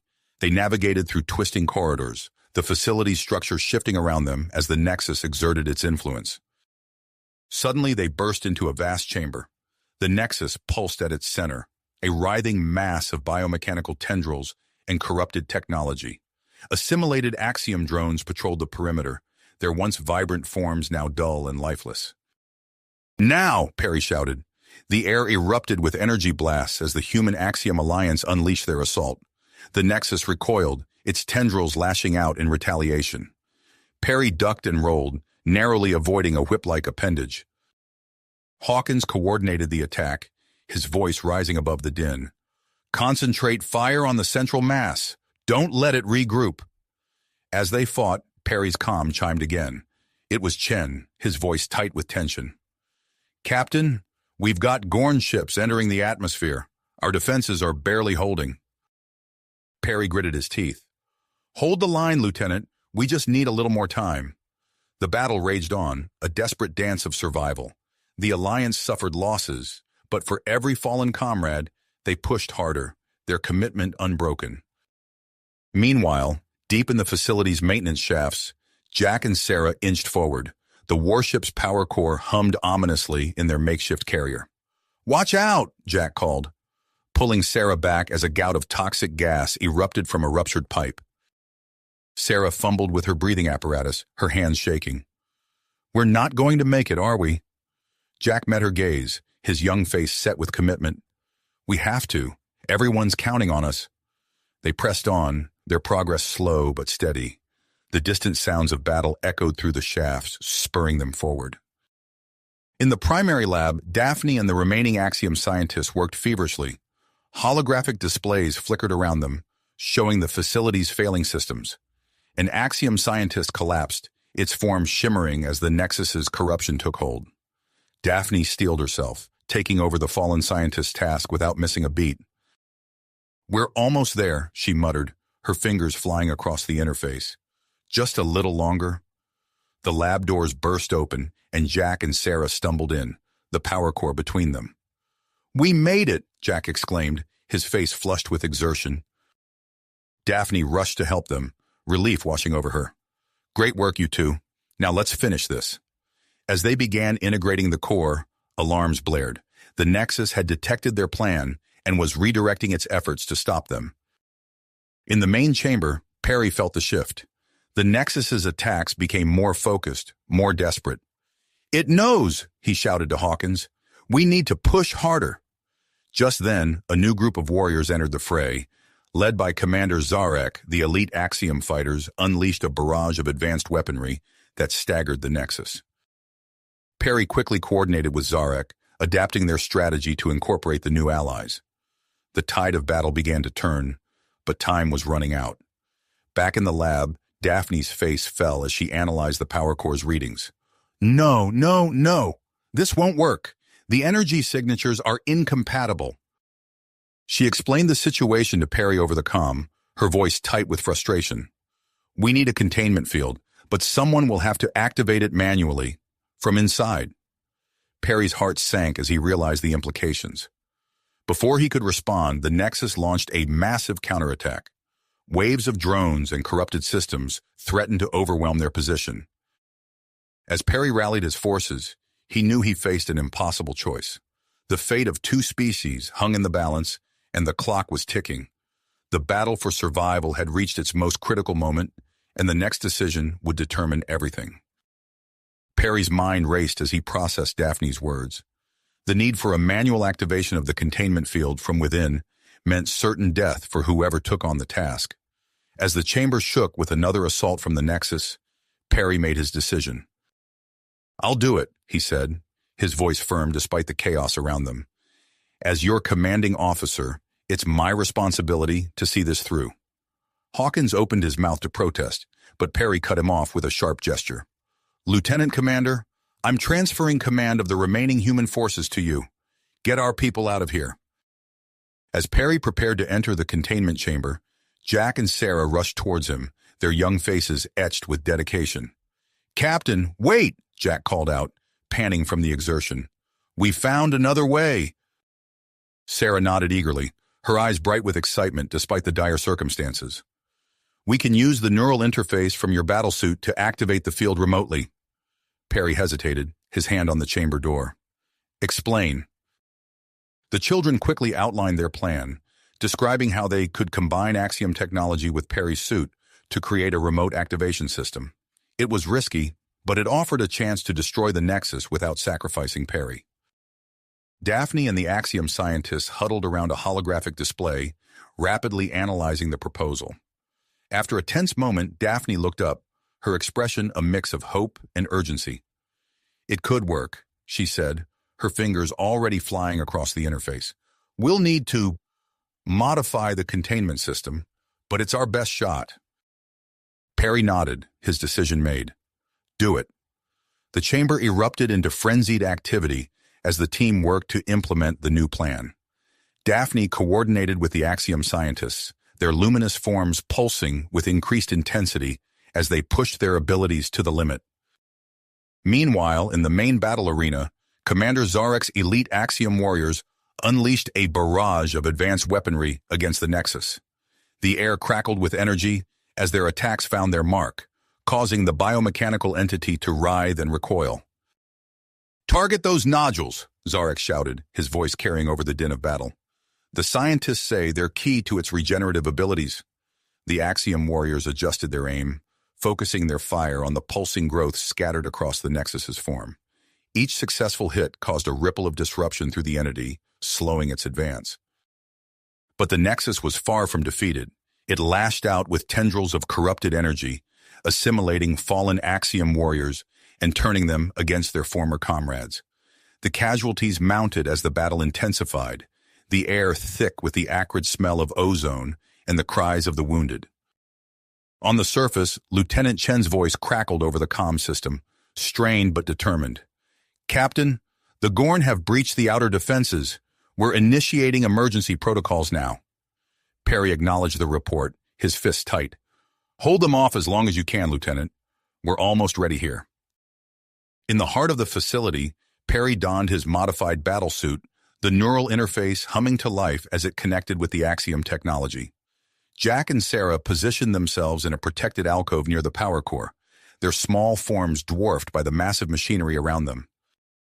"Remember," Daphne said, her voice tense as she made the final adjustments, "once we start the sequence, we can't stop. The energy buildup could tear this place apart if we don't channel it properly." Perry nodded, his focus absolute as he prepared to initiate the activation sequence. "Everyone ready?" Before anyone could respond, the chamber shuddered violently. The Nexus, sensing the imminent threat, launched its most ferocious assault yet. Waves of assimilated drones and corrupted security robots poured into the room, their distorted forms a grotesque mockery of their original purpose. "Hawkins!" Perry shouted over the cacophony. "We need more time!" Hawkins, his face streaked with grime and sweat, nodded grimly. He turned to the assembled defenders, his voice carrying the weight of command. "Form up! We hold this line no matter what!" The human and Axiom forces rallied, forming a desperate last line of defense around the containment system. Energy weapons flashed, and the air filled with the screech of metal and the hiss of superheated plasma. Perry activated the neural link, his mind merging with the containment system's controls. The power core pulsed with increasing intensity, creating a swirling vortex of energy that began to envelop the chamber. As the energy levels rose, a massive tendril of the Nexus broke through the defensive line, lashing out towards the power core.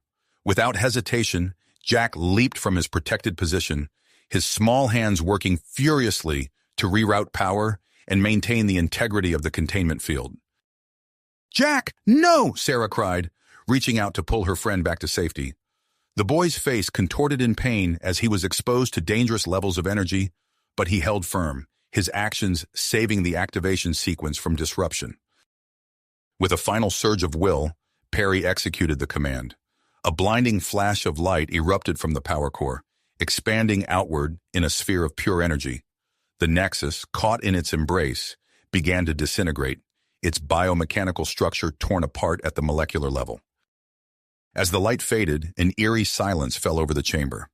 The assimilated drones and corrupted systems collapsed, their connection to the Nexus severed.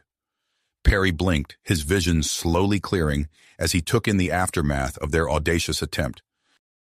The Nexus was gone, leaving behind only inert fragments of its once terrifying form. But the victory had come at a steep cost. Large sections of the facility lay in ruins, and countless Axiom records and technologies had been lost in the destruction.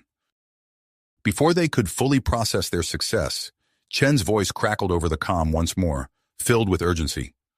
"Captain, the Gorn have broken through. They're entering the facility now." Perry's expression hardened as he surveyed the battered but unbroken alliance around him. They had defeated the Nexus, but their fight was not nearly finished. As the distant sound of Gorn weaponry echoed through the damaged corridors, Perry knew that their greatest challenge still lay ahead.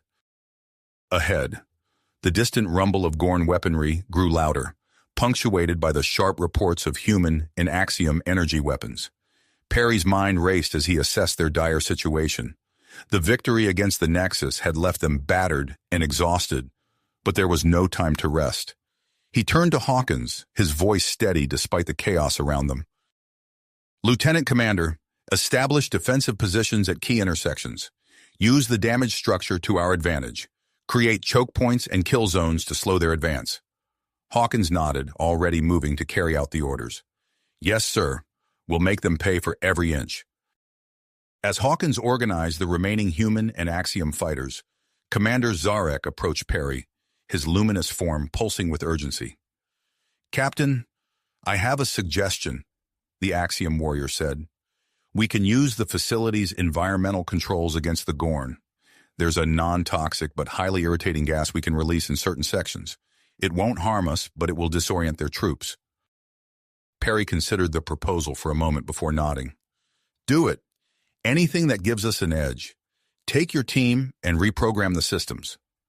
As Zarek's warriors set to work, Perry's attention turned to Daphne and her team of scientists.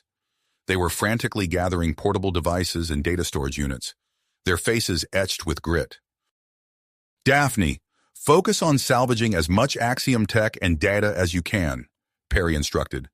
We can't let it fall into Gorn hands. The scientist nodded, her eyes never leaving the holographic display before her. We're on it, Captain. There's so much here, but we'll save what we can. Suddenly, Jack and Sarah burst into the room, their young faces flushed with excitement and fear. Captain, Jack called out, we found something while exploring the maintenance tunnels. A hidden vault. Sarah nodded eagerly. It's full of advanced Axiom weapons and shields, stuff we've never seen before. Perry's eyes widened at the news. This could be the advantage they needed. Show me, he ordered, following the children to the newly discovered cache. The hidden vault was a treasure trove of sleek, otherworldly devices. Perry quickly organized a team to distribute the new weapons and shields among their forces. The advanced technology would give them a fighting chance against the superior numbers of the Gorn. As they worked, Perry's comm crackled to life. It was Lieutenant Chen on the surface, his voice barely audible over the sound of distant explosions. Captain, the warship is lost, but we've secured one of its auxiliary craft. It's damaged, but we might be able to repair it for evacuation. The problem is getting to it. The Gorn have overrun the upper levels. Perry absorbed the information, his mind already formulating a plan. Understood, Lieutenant. Hold your position and continue repairs. We'll find a way up. Turning to Jack and Sarah, Perry knelt to meet their eyes. I have an important job for you two. We need safe routes for evacuation, and we need to slow down the Gorn. Can you use the maintenance tunnels to scout ahead and sabotage systems in areas they've taken? The children exchanged a determined look before nodding in unison. We can do it, Captain, Jack said firmly. Be careful, Perry cautioned. Your size and knowledge of the tunnels make you perfect for this, but don't take unnecessary risks. As Jack and Sarah disappeared into a nearby access hatch, Perry surveyed the assembled group. Time was running out, and they needed a multi-pronged approach to survive. Hawkins, you're in charge of the main defense. Hold them off as long as you can. Zarek, use your knowledge of the facility and the gas to create diversions. Daphne, keep working on salvaging tech, but I need you to look into neutralizing their weapons too. Perry paused, his gaze sweeping over the determined faces before him. I'll lead a team to secure a path to the surface. We'll use the intel from Jack and Sarah to avoid the heaviest resistance. As the groups dispersed to their tasks, Perry assembled his elite team. They were a mix of hardened human soldiers and Axiom warriors, each armed with the newly discovered weapons. The corridors ahead echoed with the sounds of approaching Gorn forces. Perry checked his own weapon, a sleek Axiom rifle that hummed with hardly restrained energy. Let's move out, he ordered. Stay tight, watch your sectors, and be ready for anything. With a final glance at the chamber that had seen their victory against the Nexus, Perry led his team into the damaged corridors. The battle for survival and the race to prevent the Gorn from acquiring dangerous technology had only just begun. As they moved through the facility's winding passages, the distant sounds of combat grew louder. Perry's team encountered their first Gorn resistance at a junction of corridors. The alien soldiers, their armor glinting in the flickering emergency lights, opened fire with their energy weapons. Perry and his team took cover behind partially collapsed walls and overturned equipment. The advanced Axiom weapons proved their worth immediately, punching through the Gorn armor with surprising effectiveness. Despite this advantage, the close quarters and the Gorn's superior numbers made the fight intense and desperate. Flanking maneuver! Perry shouted over the din of battle. Teng, Zaraki, circle around through that side passage. The human soldier and Axiom warrior moved in perfect sync, using their new shields to deflect incoming fire as they maneuvered into position. Their coordinated attack caught the Gorn off guard, and soon the junction was clear. As they pushed forward, Perry's comm crackled with Hawkins's voice. Sir, we're holding at the main choke points, but they're throwing everything they've got at us. The gas is working, but they're adapting quickly. Understood, Perry replied, ducking as a stray energy bolt sizzled past his head. Keep them bottled up as long as you can. We're making progress towards the surface. Just then, Jack's excited voice came through on a separate channel. Captain, we found something big. The Gorn are building some kind of device in one of the large chambers. We overheard them talking. They want to use leftover energy from the Nexus. Perry's blood ran cold at the implications. If the Gorn managed to harness that power, the consequences could be catastrophic. He quickly relayed the information to Daphne. I need you to analyze whatever data you can on this device, he instructed. Find a way to sabotage or destroy it, and check if it's connected to any of the Axiom tech we've salvaged. On it, Captain, Daphne responded, her voice tense but focused. Perry adjusted his plans on the fly. Hawkins, begin a fighting retreat. Draw them away from that chamber. We need to buy time. As his team continued to fight their way upward, they stumbled upon a Gorn command post. The ensuing battle was fierce, but the element of surprise and their superior weaponry allowed them to overcome the alien defenders. Secure that equipment, Perry ordered, gesturing to the Gorn communication devices. We might be able to gather some intel. As his team worked, Perry examined a holographic display of the facility. The Gorn battle plans were now laid bare before him, revealing a critical piece of information. Their fleet is in trouble, he murmured, studying the data. Something's interfering with their ships, possibly residual energy from the Nexus.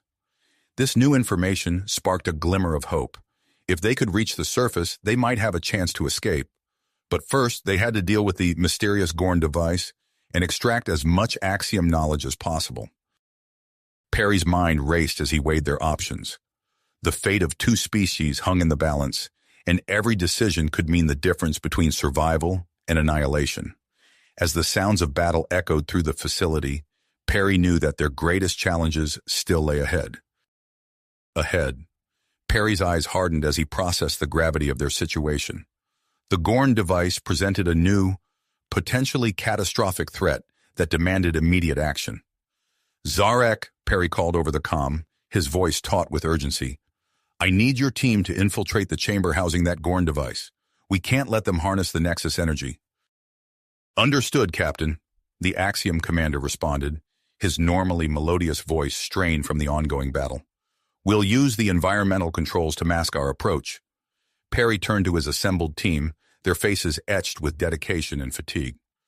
We're going to clear a path to the surface. Every second counts, now. As they moved through the corridors, the sounds of battle grew more intense. Energy weapons sizzled through the air, leaving scorch marks on ancient Axiom architecture. The acrid smell of ozone and burnt circuitry filled their nostrils. Perry's comm crackled again, this time with Daphne's voice. Captain, we've made a breakthrough. The Gorn are trying to create a portable energy weapon using the residual Nexus energy. If they succeed, it could neutralize our Axiom tech advantage, Perry finished, his mind racing. Can you counter it? We're working on a solution now, Daphne replied, the sound of frantic typing in the background. I'll transmit the countermeasure as soon as it's ready. Perry acknowledged and switched channels. Hawkins, begin a fighting retreat. Draw them away from the device chamber. We need to buy Zarek's team time to reach it. Aye, sir, Hawkins responded, his voice punctuated by the staccato of weapons fire. We'll make every shot count. As Perry's team pushed forward, they encountered pockets of Gorn resistance. The newly acquired Axiom weapons proved their worth, their energy beams cutting through Gorn armor with surprising efficiency. Yet the aliens' numbers seemed endless, pouring in from the levels above. They reached a junction where the corridor split into three paths. Perry raised his fist, signaling his team to halt. The distant rumble of Gorn heavy weapons echoed from the left passage, while eerie silence emanated from the right. The central path sparked and fizzled with damaged circuitry. "Teng, take point," Perry ordered. "We'll use the central route. The damaged systems might provide some cover."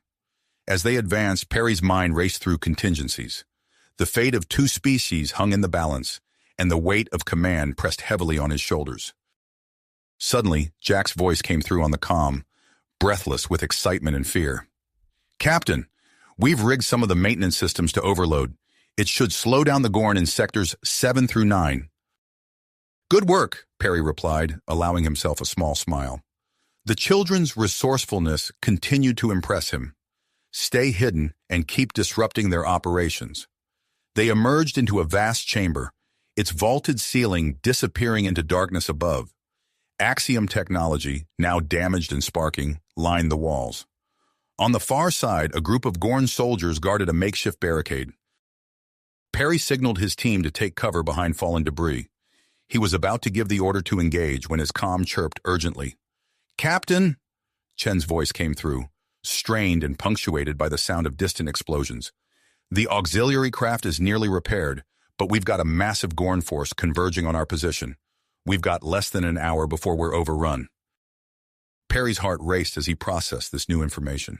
Their window for escape was rapidly closing. He opened a channel to all Allied forces. "Listen up," he said, his voice steady despite the pressure. "We're initiating a full evacuation. Hawkins, begin a fighting retreat to the surface. Use everything we've got to clear a path. Zarek, your mission is now critical. We need that Gorn device neutralized before we can pull out." Acknowledgements flooded in from his various team leaders. Perry turned to his immediate squad, their faces a mix of drive and apprehension in the dim light. "We're going to reinforce Zarek's position," he announced.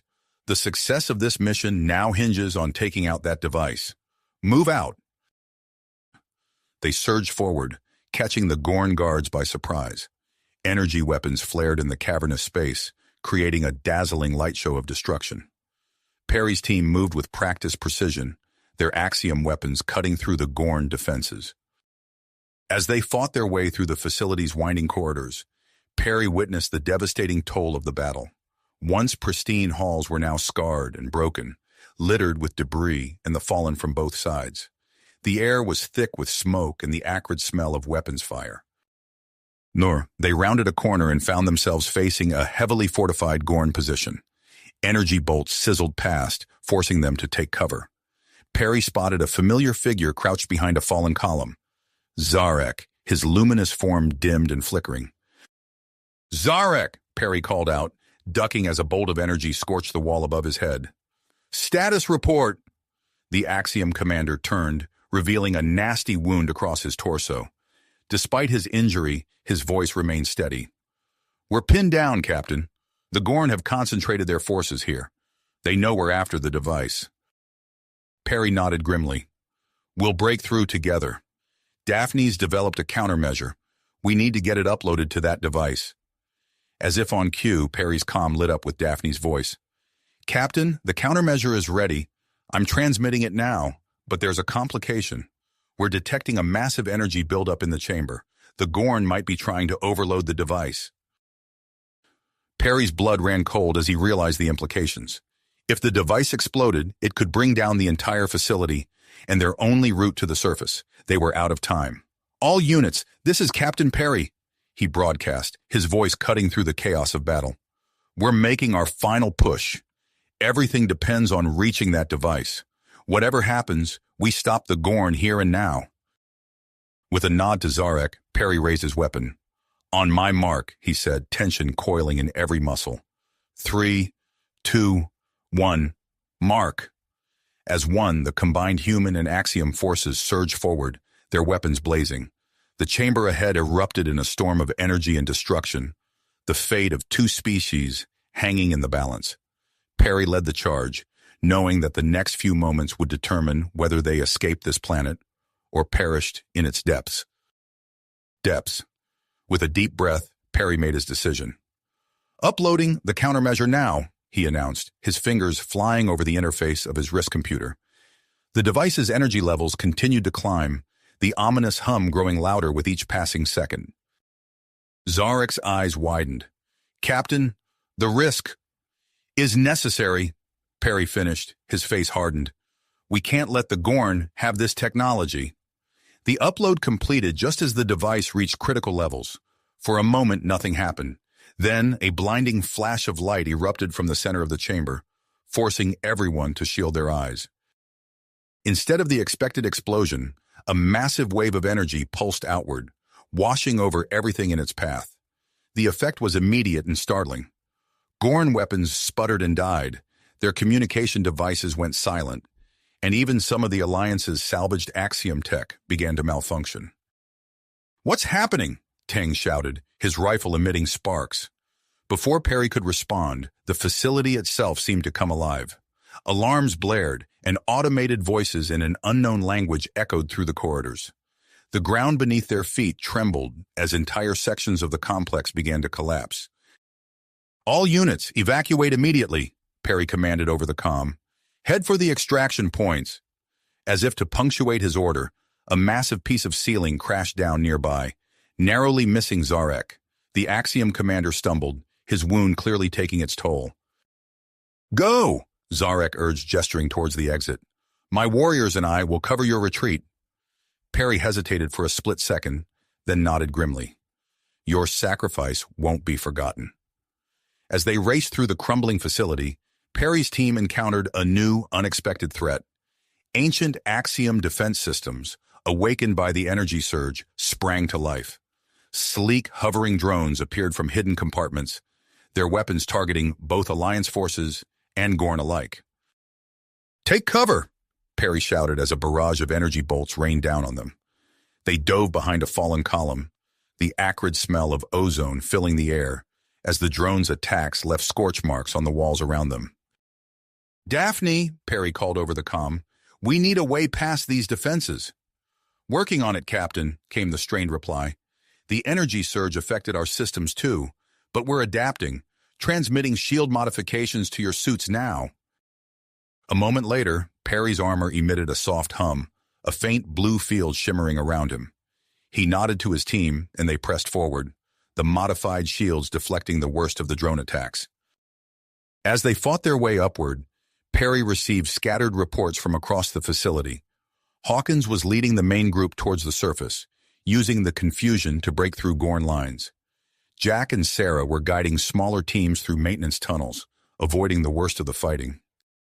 "Perry to Chen," he called, ducking under a shower of sparks from a damaged conduit. "What's your status?" "The auxiliary craft is operational, sir," Chen replied, the sound of weapons fire in the background. "But we've got Gorn forces closing in. We can hold out for a few more minutes, tops." Perry's mind raced, calculating their options. They were running out of time. "Hawkins," he commanded, "take the main group and head for Chen's position. Get those people out of here." "What about you, sir?" Hawkins asked, concern evident in his voice. "I'll bring up the rear with a small team," Perry replied, his tone leaving no room for argument. "We'll hold off the Gorn and make sure you get clear." As they neared the upper levels, the resistance intensified. Gorn soldiers, now without their energy weapons, fought with desperate ferocity, using whatever they could find as makeshift weapons. The Alliance forces, their own advanced tech compromised, engaged in brutal close-quarters combat. Perry's team reached a junction where three corridors met. Ahead, they could see daylight streaming through a partially collapsed entryway, but between them and freedom stood a heavily fortified Gorn position. "This is it," Perry said, turning to his team. "We break through here, or we don't break through at all." They nodded, drive etched on their faces. Perry raised his hand, about to give the signal to attack, when his comm crackled to life. "Captain?" It was Jack, his voice filled with excitement. "We found another way out. There's an old maintenance shaft that leads to the surface, bypassing the Gorn defenses." Perry's heart leaped. "Good work, Jack. Guide Hawkins and the others to that exit. We'll keep the Gorn occupied here." As the sounds of battle intensified around them, Perry and his team prepared for their final push. They would buy time for the others to escape, regardless of the cost. "Ready?" Perry asked, looking at each of his companions in turn. They nodded, weapons at the ready. With a deep breath, Perry gave the signal. Now! They burst from cover, charging towards the Gorn position. Energy bolts from the remaining Axiom weapons lit up the corridor, mixing with the angry roars of Gorn warriors. The two forces clashed in a furious melee, the fate of two species hanging in the balance as the ancient facility continued to crumble around them. The facility shuddered, dust and debris raining down as the battle raged on. Perry gritted his teeth, preparing to lead his team in one final desperate charge against the Gorn position. Suddenly, a deafening rumble filled the air, drowning out even the sounds of combat. The floor beneath their feet lurched violently, throwing both humans and Gorn off balance. Perry stumbled, catching himself against a partially collapsed pillar. "What the hell was that?" Tang shouted, his eyes wide with alarm. Before Perry could respond, a section of the wall to their left began to shift. With a grinding screech of metal on metal, a hidden door slid open, revealing a dark passage beyond. "Captain?" Chen's voice crackled over the comm. "We're detecting massive structural failures throughout the complex. You need to get out of there now." Perry's mind raced, quickly assessing their options. The Gorn forces were regrouping, and the newly revealed passage offered an unexpected escape route. "Change of plans," he barked, gesturing towards the opening. "Everyone, into that passage! Move!" His team didn't hesitate, diving for the unexpected exit. Perry laid down covering fire, his Axiom weapon cutting through the air with brilliant streaks of energy. As the last of his squad entered the passage, he backed in after them, smacking his head against the control panel. The door slid shut with a resounding clang, cutting off the enraged roars of the Gorn soldiers. They found themselves in a narrow, dimly lit corridor. Emergency lights flickered weakly, casting eerie shadows on the ancient walls. "Where does this lead?" Tang asked, his voice hushed in the sudden quiet. Perry shook his head. "No idea, but it's our only option. Stay alert and keep moving." They pressed forward, the passage gradually widening as they descended deeper into the facility. After what felt like an eternity of tense silence, broken only by the distant rumbles of the collapsing structure above, they emerged into a vast cavernous space. "By the stars!" someone whispered in awe. Before them stretched an enormous hangar bay, its high ceiling lost in shadows. But what truly captured their attention were the sleek, otherworldly vessels that filled the space. A small fleet of Axiom scout ships, their silver hulls untouched by time, sat in perfect formation. Perry approached the nearest ship, its smooth surface reflecting the dim light. As he drew closer, he felt a familiar tingle at the base of his skull, the same sensation he'd experienced with the neural link from the crashed warship. "Captain," Zarek's voice was filled with reverence, "these vessels, they're far beyond even the most advanced technology we've encountered. They must have been sealed here for millennia." Perry nodded, placing his hand on the ship's hull. Instantly, he felt a connection forming, the vessel's systems coming to life under his touch. Displays flickered to life inside the cockpit, bathing the interior in a soft blue glow. "I think I can fly this," Perry said, his voice filled with a mix of excitement and trepidation. A violent tremor shook the hangar, reminding them of their dire situation. "We don't have much choice," Tang said grimly. "This place is coming down around us." Perry made a quick decision. Everyone aboard now. As his team scrambled into the Axiom scout ship, Perry took the pilot's seat. His hands moved over the unfamiliar controls with growing confidence, guided by the neural link. Suddenly, a deep rumbling filled the hangar. At the far end, massive doors began to slide open, revealing a launch tunnel that angled sharply upward. "Looks like the old girl's giving us a way out," Perry muttered, firing up the ship's engines. The scout ship hummed to life, lifting effortlessly off the hangar floor. Perry maneuvered it towards the launch tunnel, marveling at the craft's responsiveness. "All hands, brace for acceleration," he warned, before pushing the throttle forward. The ship shot into the tunnel, its speed building rapidly as they ascended towards the surface. Perry's fingers danced over the controls, making minute adjustments as they navigated the twisting passage. They burst from the tunnel into open air, immediately coming under fire from Gorn ground forces. Energy bolts splashed harmlessly against the scout ship's shields, their power barely registering on the displays. Daphne, Chen, do you read me? Perry called over the comm. Captain! Daphne's voice was filled with relief. We've got the auxiliary craft ready for launch, but we're pinned down by Gorn forces. Perry's eyes narrowed as he took in the situation. The auxiliary craft was surrounded by Gorn troops, its shields flickering under the constant barrage. Hold on, he said, his hands tightening on the controls. I'm coming to you. The Axiom scout ship dove towards the battlefield, its weapon systems coming online at Perry's mental command. Streams of energy lanced out, scattering the Gorn forces and creating a defensive perimeter around the auxiliary craft. Now's your chance, Perry called. Get that ship in the air. As the auxiliary craft began to lift off, Perry noticed movement in his peripheral vision. The Gorn fleet was descending from orbit, moving to intercept them. We've got company, he warned. Prepare for atmospheric exit. The two ships accelerated upwards, weaving through increasingly intense enemy fire. Perry pushed the Axiom vessel to its limits, drawing the bulk of the Gorn fleet's attention to allow the auxiliary craft a clearer path. As they neared the edge of the atmosphere, Daphne's excited voice came over the comm. Captain, I'm detecting a fluctuation in the planet's magnetic field. It's creating a weakness in the Gorn sensor network. Perry's mind raced, quickly formulating a plan. Hawkins, on my mark, push your engines to maximum. We're going to punch through that opening. He watched the sensor displays intently, waiting for the perfect moment. The magnetic disruption peaked, causing the Gorn ships to falter. Now! Perry shouted, unleashing a barrage of energy pulses from the Axiom scout ship.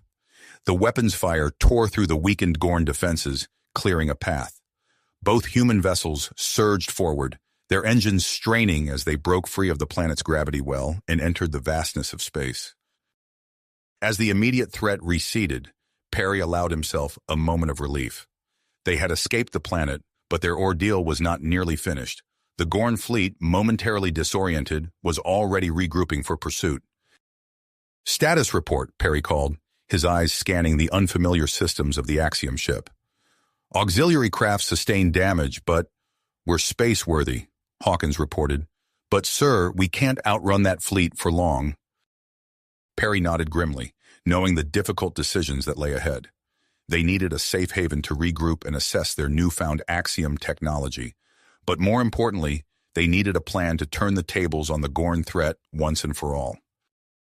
As the stars stretched before them, Perry set a course away from the pursuing Gorn ships. The next phase of their journey was about to begin, and the fate of humanity hung in the balance. Balance. The vastness of space stretched before them, a canvas of stars punctuated by the looming threat of the Gorn fleet. Perry's hands danced across the unfamiliar controls of the Axiom scout ship, his mind racing to process the wealth of information flooding through the neural link. He marveled at the vessel's responsiveness, feeling as if it were an extension of his own body. All ships, report status, he called over the comm, his eyes scanning the sensor readouts. Auxiliary craft stabilized, Hawkins responded, his voice tight with tension. But we've taken damage. Chen's working on emergency repairs. Perry nodded grimly. Acknowledged. Daphne, what are you seeing on long-range scans? There was a brief pause before Daphne's voice crackled through. Multiple Gorn signatures closing fast, Captain. We can't outrun them for long. Perry's mind raced, assessing their options. The Axiom ship's advanced sensors were picking up data from nearby systems, information streaming directly into his consciousness through the neural link. There, he muttered, focusing on a particular cluster of readings. Everyone, prepare for emergency maneuvers. We're heading for that asteroid field in the nearby system. Without waiting for acknowledgement, Perry pushed the Axiom ship's engines to their limit. The sleek vessel responded instantly, accelerating at a rate that would have crushed an unprotected human body. Behind them, the auxiliary craft struggled to keep pace, its engines straining under the sudden demand. As they approached the asteroid field, Perry's awareness expanded, taking in the complex dance of rocks and debris. He guided the Axiom ship through the treacherous terrain with preternatural precision, the auxiliary craft following in his wake. Daphne, status on the Gorn pursuit, Perry called, his concentration never wavering from the hazardous path ahead. They're slowing down, sir. Daphne reported, a note of relief in her voice. The asteroid field is forcing them to proceed with caution. Perry allowed himself a small smile. Good. That should buy us some time. As they penetrated deeper into the field, Perry spotted a relatively clear area nestled between two massive asteroids. He guided the Axiom ship into the space, signaling for the auxiliary craft to follow. We'll dock here, he announced. Everyone prepare for a strategy meeting. We need to assess our situation and plan our next move. The two ships maneuvered carefully into position, magnetic clamps engaging to secure them together. As the airlocks cycled, Perry took a moment to catch his breath, the adrenaline of their narrow escape still coursing through his veins. Moments later, the command crew gathered in the auxiliary craft's cramped briefing room. Faces were grim, etched with the strain of recent events. First things first, Perry began, his gaze sweeping the assembled group. Damage report. Chen stepped forward, his usually immaculate uniform stained with grease and scorch marks. The auxiliary craft took a beating during our escape, sir. We've got hull breaches on decks 3 and 4, and the primary power coupling is barely holding together. We're space-worthy for now, but we need significant repairs. Perry nodded, turning to Daphne. What have you learned about the Axiom ship? Daphne's eyes lit up with excitement, momentarily overshadowing the fatigue evident on her face. It's incredible, Captain. The ship's database contains star charts and coordinates to other Axiom facilities throughout the galaxy, and that's just scratching the surface. The technology, it's beyond anything we've ever encountered. Can we use any of it to improve our chances of survival? Hawkins interjected, ever the pragmatist. Before Daphne could respond, a shrill alarm cut through the air. Chen rushed to a nearby console, his fingers flying over the controls. Long-range sensors are picking up a new contact, he reported, his voice tight. It's not the pursuing fleet. This looks like a Gorn battle group conducting a search pattern through nearby systems. The room fell silent as the implication sank in. Perry's face hardened, his mind already formulating their next move. They're committing significant resources to hunt us down, he said, his tone grim. We can't stay here long. We need a plan. Daphne spoke up, her voice hesitant but determined.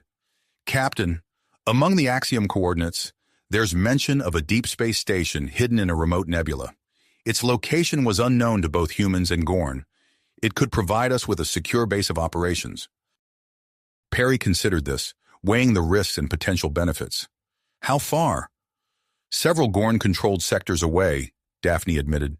The journey won't be easy. When has anything been easy for us lately? Hawkins muttered, earning a few grim chuckles from the group. Perry stood, his decision made. We'll make for the Axiom station. Chen, focus on upgrading our propulsion and life support systems for the long voyage.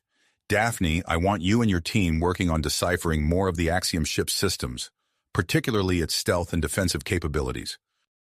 As the meeting dispersed, Perry noticed Jack and Sarah, the two children they had rescued, hovering near the doorway. An idea formed in his mind. Jack, Sarah, he called, gesturing them over. I have a special assignment for you two. The children approached, their eyes wide with a mix of excitement and apprehension. Perry knelt down to their level, his voice softening. We need help with repairs and modifications on both ships. Your small size could be a big advantage in accessing tight spaces. Are you up for the challenge? Jack and Sarah exchanged a quick glance before nodding enthusiastically. Yes, sir, they chorused. As the crew dispersed to their assigned tasks, Perry returned to the Axiom scout ship. He settled into the pilot's seat, feeling the familiar tingle of the neural link activating. His mind raced with possibilities as he began to formulate a plan for their escape from the asteroid field. The Gorn were closing in, their search patterns growing more precise with each passing moment. Time was running out, but as Perry's hands moved over the Axiom ship's controls, a spark of hope ignited in his chest. They had survived impossible odds before.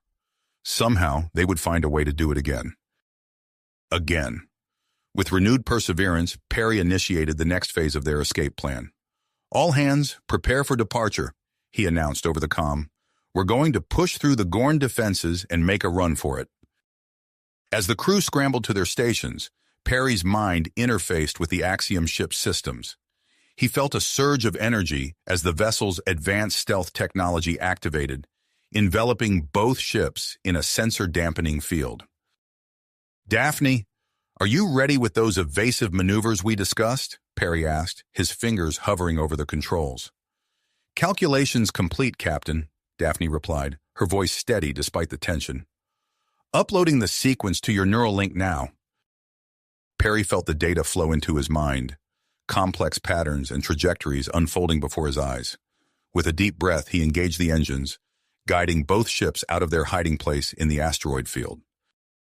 The convoy slipped past the outer defenses of Gorn territory, the sensor-dampening field rendering them nearly invisible to long-range scans. Perry's hands moved with inhuman precision, executing a series of intricate maneuvers that kept them just out of reach of the Gorn patrols. As they cleared the immediate danger zone, Perry set a course for the coordinates of the hidden Axiom Deep Space Station. The journey ahead would take them through a treacherous region of space, filled with intense radiation, gravitational anomalies, and unpredictable cosmic storms. "We're entering the radioactive expanse," Chen reported from the auxiliary craft. "Radiation levels are rising rapidly." Perry nodded grimly. "Acknowledged.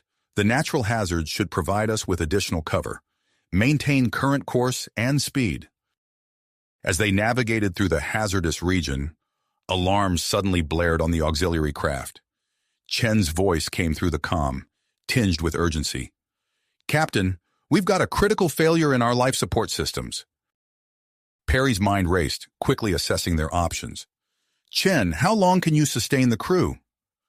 "At current capacity, maybe a few hours," Chen replied, the sound of frantic activity in the background. "We're working on repairs, but it's not looking good." Perry made a swift decision. "Prepare for an emergency transfer. We're bringing most of your crew aboard the Axiom ship." The transfer operation was perilous, requiring precise maneuvering in the midst of a violent ion storm. Perry watched through the Axiom ship's sensors as Hawkins oversaw the evacuation, his movements calm and efficient despite the chaos around him.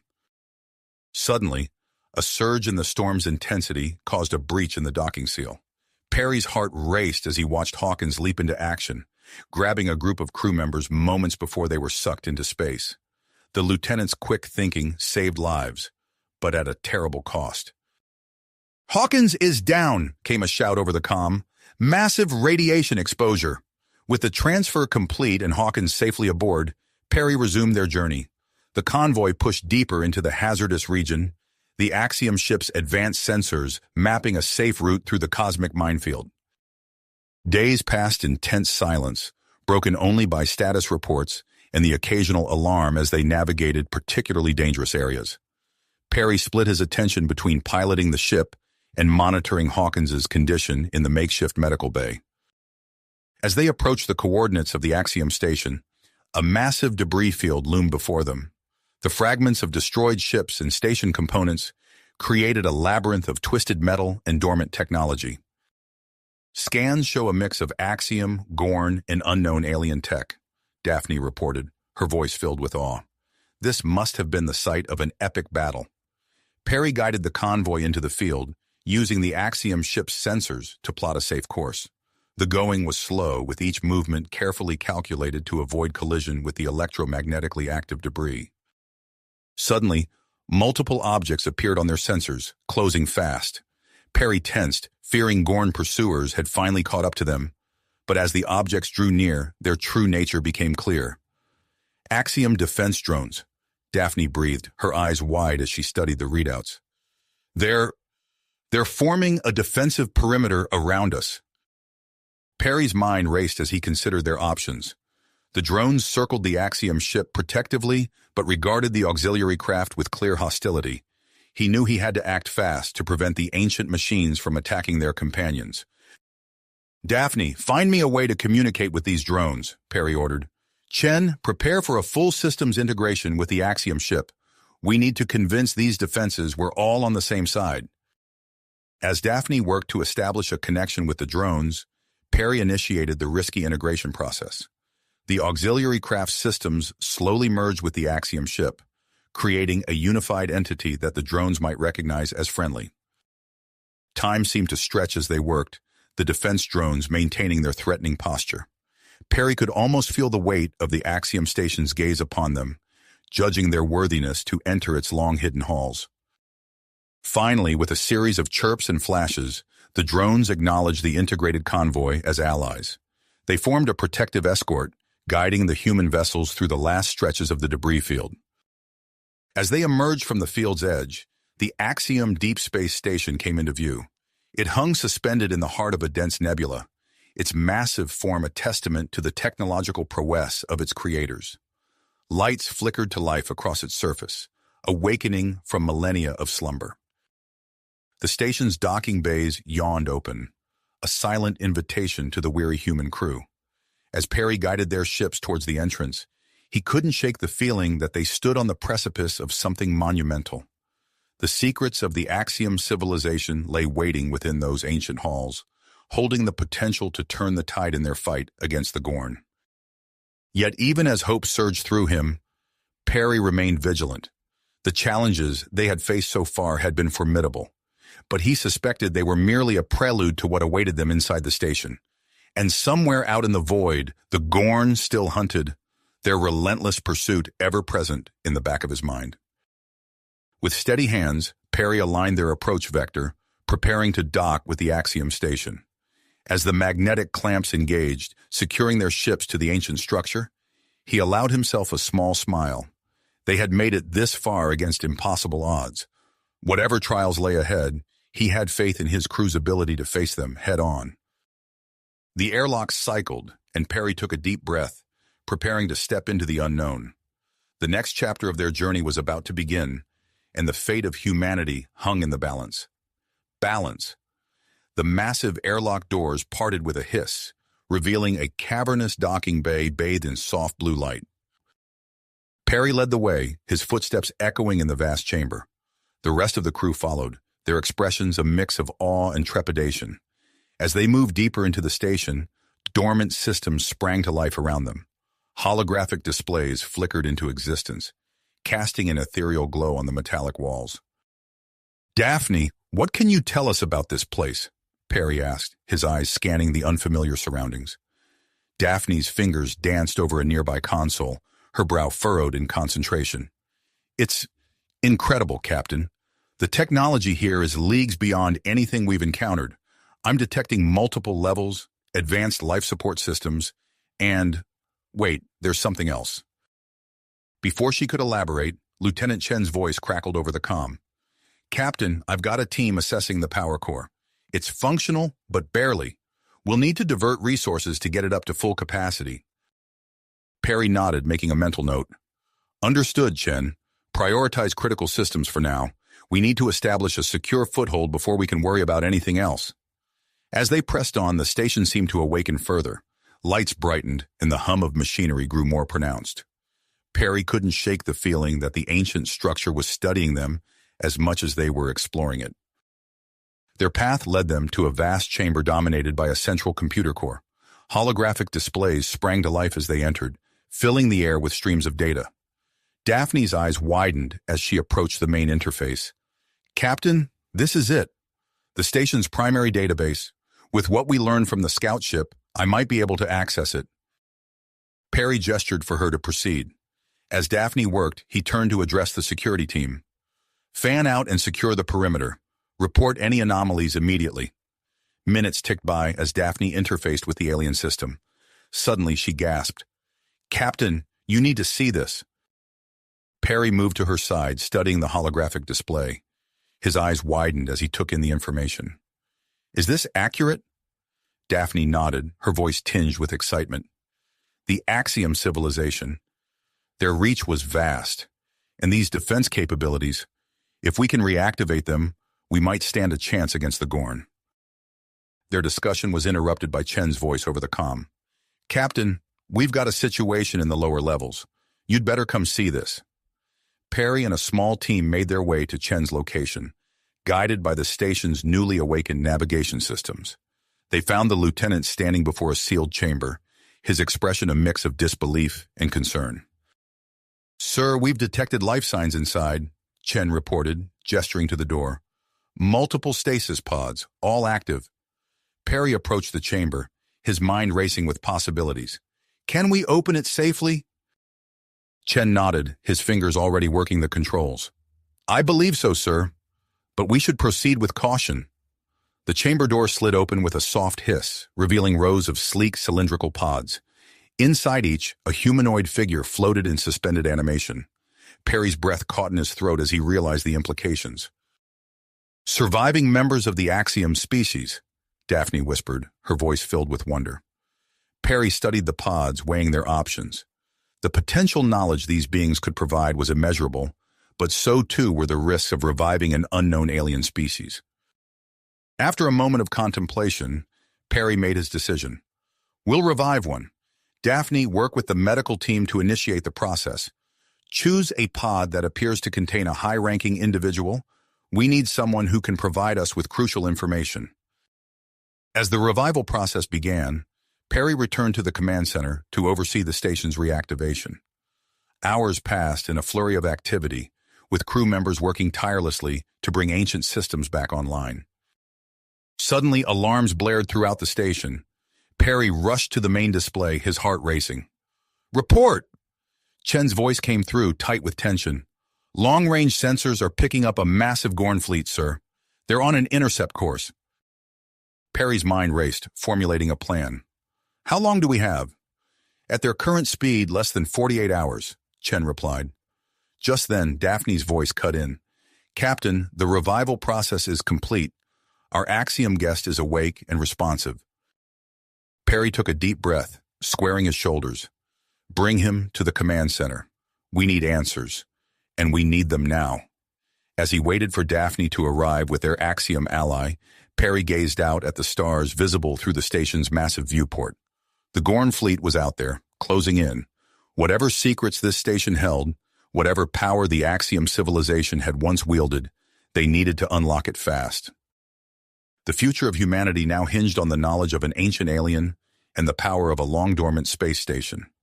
As Perry heard footsteps approaching, he turned to face their new ally, ready to dive into the next chapter of their desperate fight for survival. Survival. As the Axiom ally entered the command center, Perry's attention snapped back to the present crisis. The newly awakened being, tall and lithe with iridescent skin, introduced himself as Zalthor. His eyes, filled with ancient wisdom, swept across the bustling command center. I see our station has found worthy inheritors, Zalthor said, his voice resonating with a melodic quality. But I sense great danger approaching. Perry nodded grimly. A Gorn fleet is en route. We need to prepare our defenses. Without hesitation, Perry began implementing a multi-layered strategy.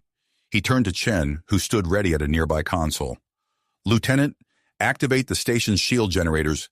We need that energy barrier up and running. Chen's fingers flew across the controls. Aye, Captain.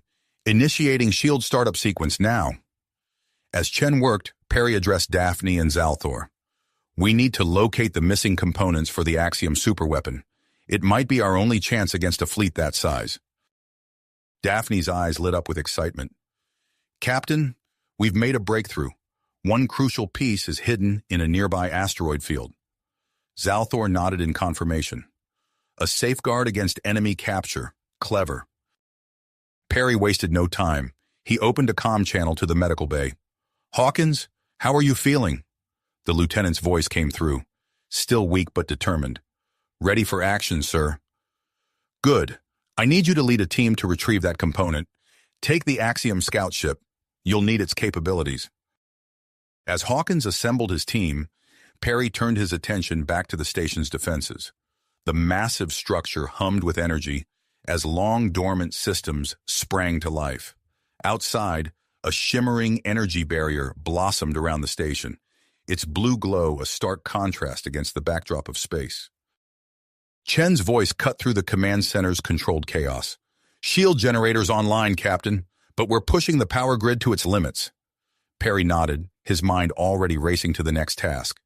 Activate the automated turret network and power up those long-range energy cannons. We'll need everything we've got. As the station's weapons systems came online, Hawkins's team departed in the Axiom scout ship. Perry watched on the main display as the sleek vessel disappeared into the asteroid field. Minutes ticked by, each second bringing the Gorn fleet closer. Suddenly, alarms blared across the command center.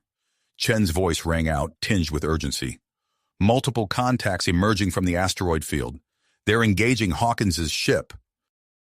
Perry leaned forward, studying the tactical display. The scout ship weaved through a swarm of smaller vessels, narrowly avoiding their fire. Automated Axiom defense drones, Zalthor explained, his expression grim. Programmed to protect the hidden component. On the screen, Hawkins's ship executed a series of impossible maneuvers, outpacing the drones and diving deeper into the field. Perry held his breath, watching as the scout ship disappeared from sensors, obscured by the dense concentration of asteroids. Before he could dwell on Hawkins' fate, new alerts demanded his attention. Chen's voice cut through the tension. "Gorn fleet entering weapons range, sir." Perry's mind focused. "All batteries, open fire." The station shuddered as its weapons unleashed a devastating barrage. On the main display, Perry watched as the first wave of Gorn ships were caught in the onslaught. Several vessels erupted in brilliant explosions, their shields no match for the ancient Axiom weaponry. But the Gorn pressed on, their superior numbers allowing them to absorb the losses. Fighters and bombers poured from the larger ships, swarming towards the station's shields. Zalthor stepped forward, his eyes fixed on the tactical display. "Captain, might I suggest a strategy? Our gravitational manipulation technology could create a defensive screen of debris." Perry nodded, grasping the potential of the plan. "Do it. Chen, work with Zalthor to activate the gravity generators." As Zalthor and Chen set to work, Perry's attention was drawn back to the asteroid field. The Axiom scout ship had reappeared on sensors, racing back towards the station with a contingent of Gorn vessels in hot pursuit. "Hawkins, status report!" Perry barked into the comm. The lieutenant's voice came through, strained but triumphant. "Package secured, sir, but we've got company on our tail." Perry's mind raced, calculating options. "Understood. Use the ship's stealth capabilities. We'll clear you a path for approach." As Hawkins's ship engaged its cloaking technology, Perry redirected a portion of the station's firepower to target the pursuing Gorn vessels. The space around the station had become a maelstrom of energy weapons, explosions, and swirling debris as Zalthor's gravitational defense screen took shape. The battle raged on, with the station's shields straining under the relentless Gorn assault. Perry coordinated the defense efforts, redirecting power to reinforce weakening sections of the shield. But with each passing moment, the Gorn pressed their advantage, concentrating fire on specific points in an attempt to create a breach. Suddenly, Daphne's voice cut through the chaos. "Captain, I've discovered something in the Axiom database. There's a network of hidden outposts in nearby systems. If we can activate them, they could send reinforcements." Perry's eyes narrowed, a glimmer of hope kindling in his chest. "Do it. Start the activation sequence." As Daphne worked feverishly to bring the outposts online, the Gorn launched a desperate, all-out assault on the station. The command center rocked violently as a small breach opened in the energy shield. "Gorn boarding parties on the outer hull," Chen shouted, his voice tight with tension. Perry's hand flew to his comm unit. "All security teams, repel boarders. This is not a drill." The sounds of close-quarters combat soon echoed through the station's corridors as human defenders clashed with Gorn invaders. Perry stood at the heart of the command center, coordinating the multi-fronted battle with steadfast perseverance. The fate of humanity hung in the balance, with salvation or annihilation only moments away. As alarms blared and weapons fire illuminated the void of space, Perry knew that the next few minutes would determine not just their fate, but the future of two civilizations. Civilizations. The command center fell silent as the gravity of the situation settled over them. The moment of reflection was shattered by a burst of static over the comm. "Captain, this is Hawkins. We've secured the component, but we're taking heavy fire." Perry's focus snapped back to the tactical display. The Axiom scout ship weaved through a hail of Gorn weapons fire, its sleek form barely visible amidst the chaos of the battle. "Hawkins, engage stealth systems and make for the secondary docking bay," Perry ordered, his voice steady despite the tension. Chen, redirect firepower to clear a path for their approach. The station shuddered as its weapon systems unleashed a devastating barrage, carving a momentary corridor through the Gorn fleet. Hawkins's piloting skills were put to the test as he navigated the treacherous path, the scout ship's hull sparking with glancing blows. Perry watched with nervous excitement as the small vessel disappeared from sensors, cloaking technology engaged. Moments later, Chen's voice cut through the suspense. "Sir, Hawkins's team has docked. They're en route to the central chamber with the component." A collective sigh of relief rippled through the command center, but it was short-lived. Alarms blared as new threats emerged on multiple fronts. "Gorn boarding parties detected on decks 3, 5, and 7, Chen reported, his fingers flying over the controls. "They've breached the outer hull." Perry's mind raced, formulating a strategy. "Security teams, converge on those locations. Use choke points and ambush tactics. We can't let them push deeper into the station." As he coordinated the defense, Perry could hear the distant echoes of weapons fire in the guttural roars of Gorn warriors. The station's corridors had become a battleground, with human defenders fighting desperately against the physically superior invaders. In the central chamber, Daphne and Zalthor worked feverishly to integrate the newly arrived component into the Axiom superweapon. The ancient machinery hummed with increasing power, sending vibrations through the station's superstructure. "Captain, we're nearing full power," Daphne's voice crackled over the comm. "But the energy draw is enormous. We're pushing the reactor to its limits." Perry turned to Chen, who was already anticipating the order. "Rerouting power from non-essential systems," the lieutenant reported, "sealing off damaged sections to conserve atmosphere and energy." Suddenly, Chen's eyes widened as he made a discovery. "Sir, I think I can use the internal gravity controls as a weapon against the boarders. Localized fluctuations could disorient them, maybe even incapacitate some." "Do it," Perry nodded, a grim smile touching his lips. Throughout the station, Gorn boarders found themselves stumbling as gravity shifted unpredictably. Human defenders, forewarned of the tactic, used the disorientation to their advantage, picking off confused enemies with precision fire. In the midst of the chaos, Hawkins' voice came through on the command channel. "Captain, we've regrouped near the main engineering section. Permission to mount a counteroffensive?" Perry considered for a moment, then made his decision. "Granted. Use the newly discovered Axiom weaponry. Push them back, Lieutenant." As Hawkins led his team into the fray, the battle outside the station took an unexpected turn. A wave of unmanned vessels suddenly appeared, engaging the Gorn fleet with devastating effect. "Sir, we're picking up reinforcements from the activated Axiom outposts," Chen reported, excitement creeping into his voice. "Their combat algorithms are incredible. The Gorn fleet is being forced to divert significant resources." Perry seized the opportunity. "All batteries, concentrate fire on their flagship. Let's give them something else to worry about." The station's weapons lashed out, pummeling the massive Gorn vessel. Its shields flickered and failed under the assault, exposing vulnerable sections to the precision strikes of the Axiom reinforcements. In the central chamber, a surge of energy signaled the superweapon's activation. "Captain, we're at full power." Daphne's voice was filled with a mix of excitement and trepidation. "Awaiting your command to fire." Perry took a deep breath, knowing that this moment could decide the fate of the battle, and perhaps the war itself. "Fire!" The station trembled as a massive burst of energy erupted from its core, engulfing the Gorn fleet in a blinding flash. When the light faded, the tactical display told a story of devastation.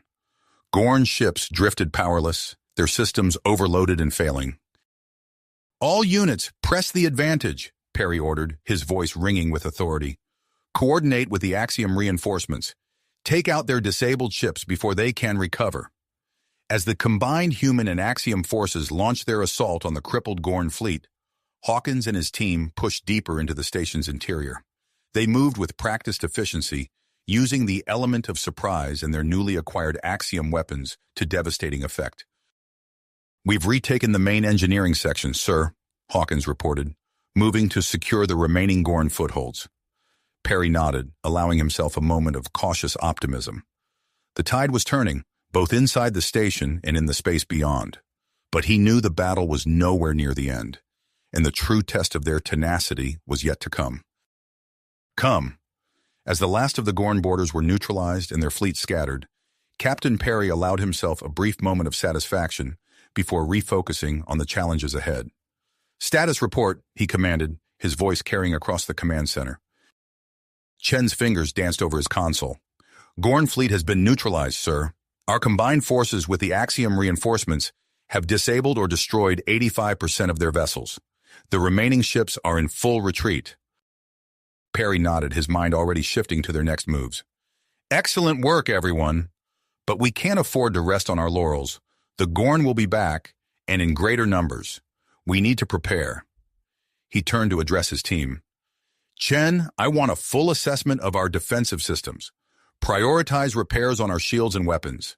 Daphne, continue your work with the Axiom database. Focus on any information about additional outposts or defensive networks we can activate. Hawkins, begin training our personnel on the Axiom weaponry we've acquired. Zalthor, I need your expertise on Axiom tactics and technology integration." As his officers set to work, Perry moved to the central holographic display.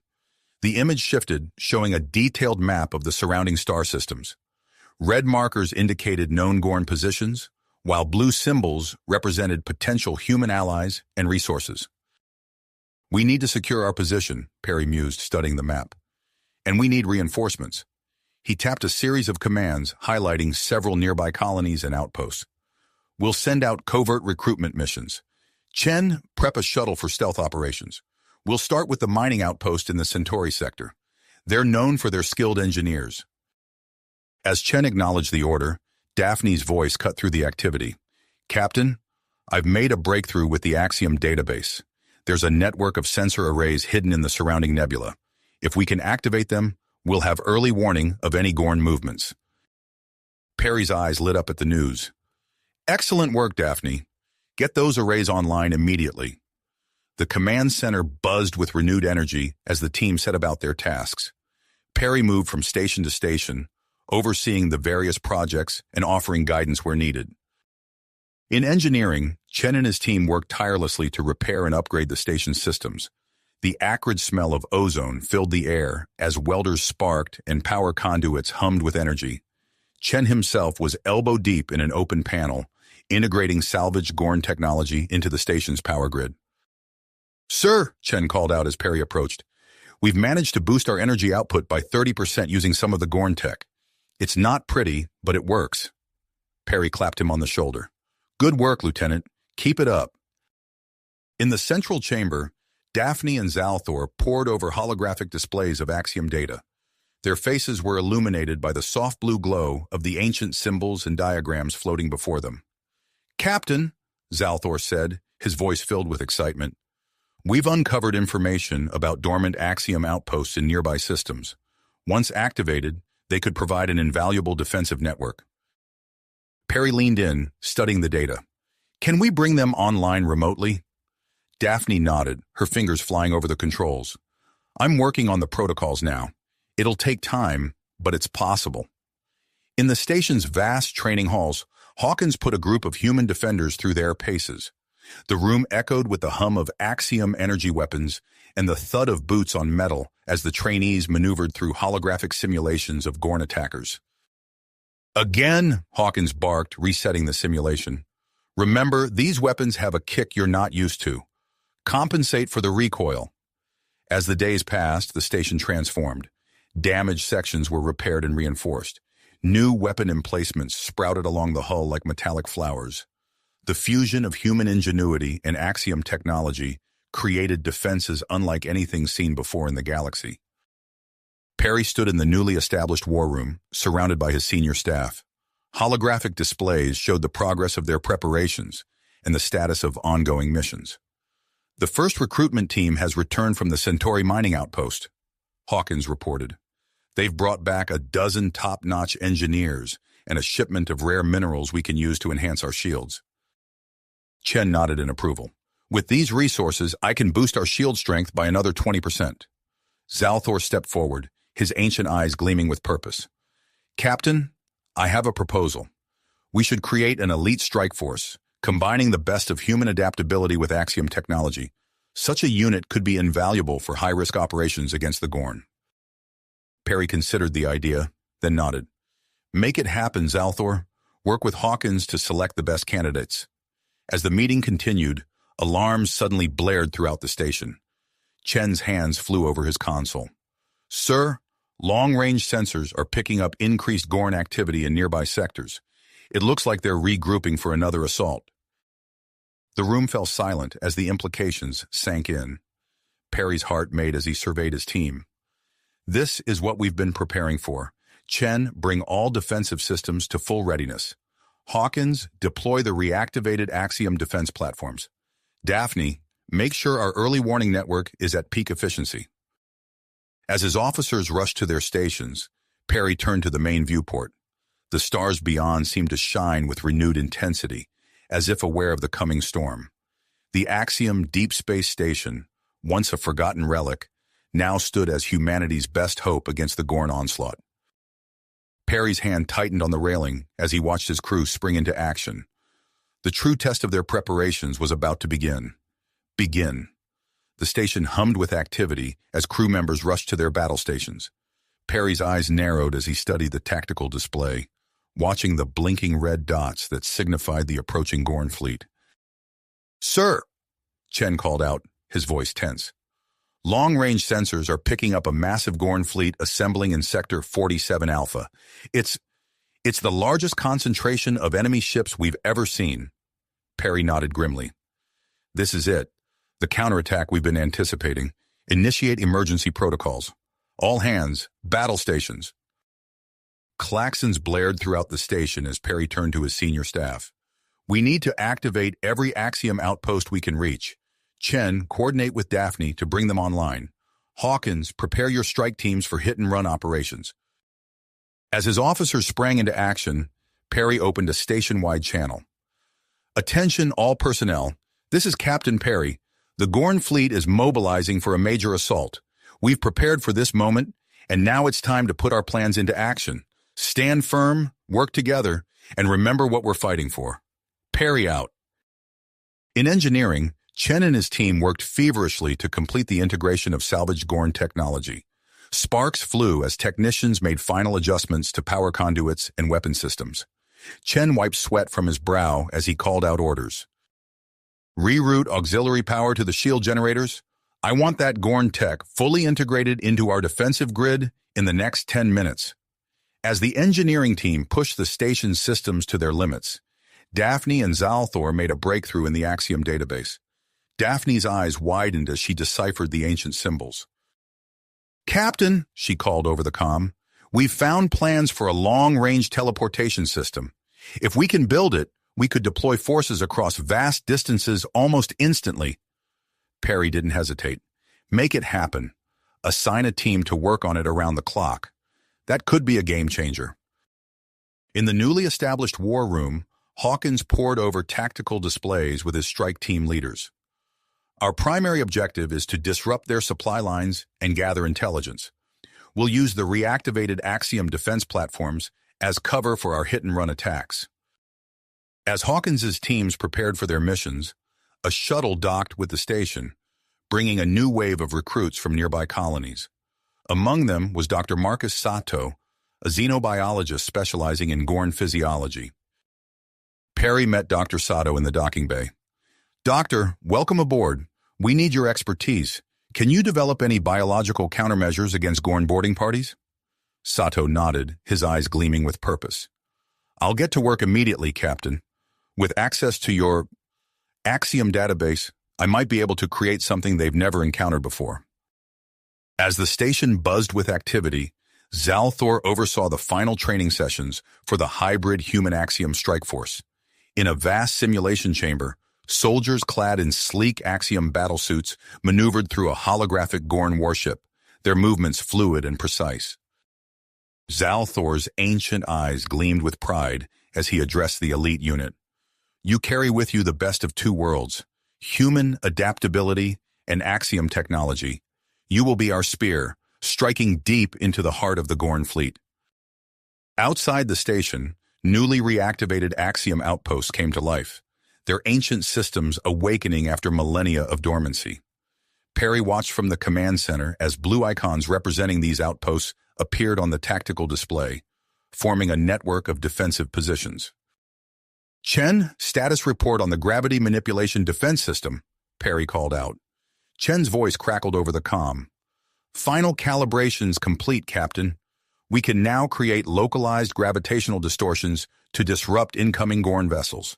It's not pretty, but it'll give them one hell of a headache." As the hours ticked by, the tension on the station mounted.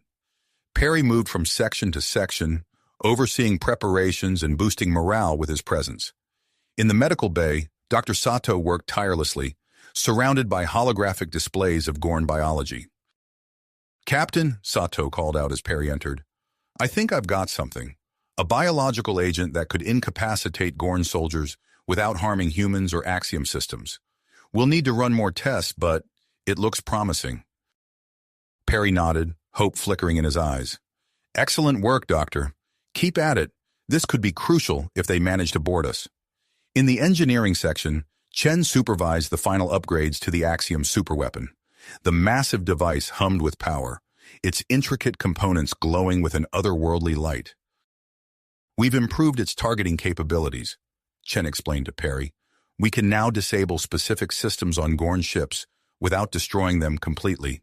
It gives us options, sir." As the Gorn fleet entered the outer perimeter of their sensor network, Perry gathered his senior staff in the war room.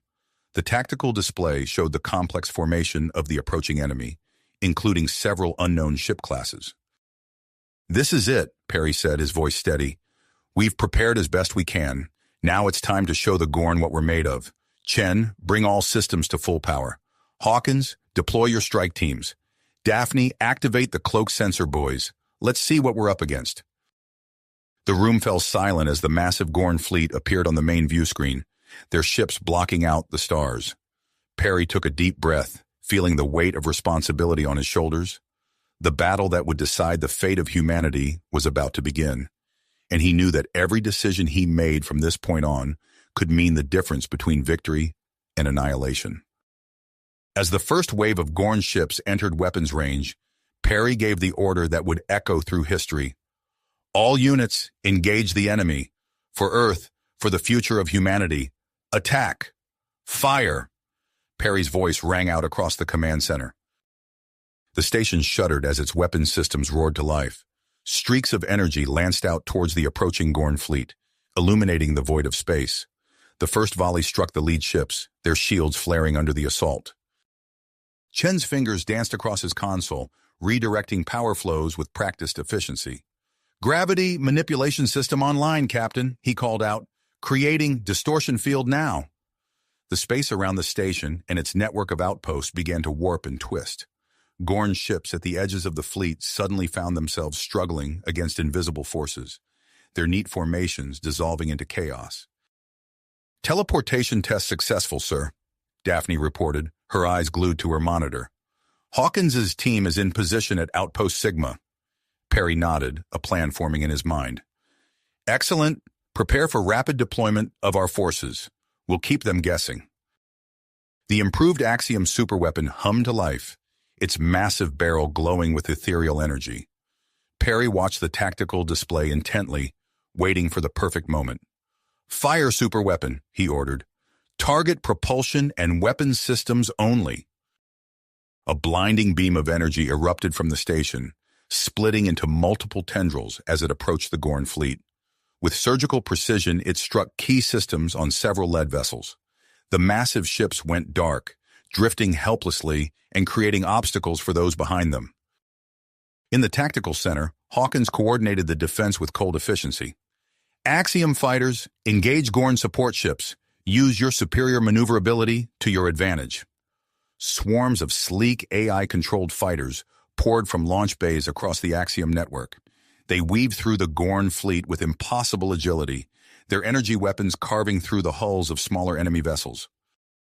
"Dr. Sato's biological agent is loaded and ready, Captain," Chen reported, "awaiting your order." Perry's eyes narrowed as he saw a group of Gorn troop transports pushing through the defensive line. Fire biological missiles. Let's see how effective the doctor's work is. A volley of specialized warheads streaked towards the incoming transports. They detonated in brilliant flashes, releasing clouds of microscopic agents. Within moments, the Gorn ships began to drift, their crews incapacitated. The Gorn fleet, reeling from the unexpected resistance, split into multiple attack groups. Perry saw the shift in tactics and immediately responded. Daphne, coordinate with Hawkins. Use the teleporter to redeploy our forces. I want overwhelming firepower at every critical point. As the battle raged, Daphne's eyes widened in surprise. Captain, I've found something in the Axiom database. It's some kind of integrated defense program. What does it do? Perry asked, his attention split between her report and the ongoing battle. It links all nearby Axiom technology into a single network, enhancing response times and coordination, she explained quickly. Perry didn't hesitate. Activate it. Now. The effect was immediate and dramatic. The Axiom defenses moved with newfound synchronicity, anticipating and countering Gorn maneuvers with uncanny precision. A group of Gorn elite ships suddenly broke through, making a direct run at the station. Perry's mind raced, considering options. Chen, deploy the captured Gorn tech. Let's give them a taste of their own medicine, he ordered. Salvaged Gorn systems integrated into the station's defenses came online, broadcasting false targeting data. The attacking ship's weapons fire went wide, missing critical systems by meters. As the battle reached its peak, Perry saw the Gorn fleet repositioning for one final, desperate push. This is it, he muttered. Chen, initiate gravitational sync maneuver. Daphne, prepare to activate the hidden energy projectors on my mark. Chen's hands flew over his console, manipulating the gravity fields around the station. Several massive Gorn capital ships suddenly found themselves being pulled into a vulnerable position. Axiom defense platforms. Concentrate fire on those capital ships, Perry commanded. Streams of energy converged on the trapped Gorn vessels, overwhelming their shields and tearing through their hulls in a series of spectacular explosions. As the remaining Gorn ships committed to their final assault, Perry gave the order. Daphne, activate the energy projector network. Across the battlefield, hidden Axiom devices surged to life. They generated a massive, interconnected energy field that engulfed a significant portion of the Gorn fleet. The trapped ships froze in place, their crews suspended in a state between moments.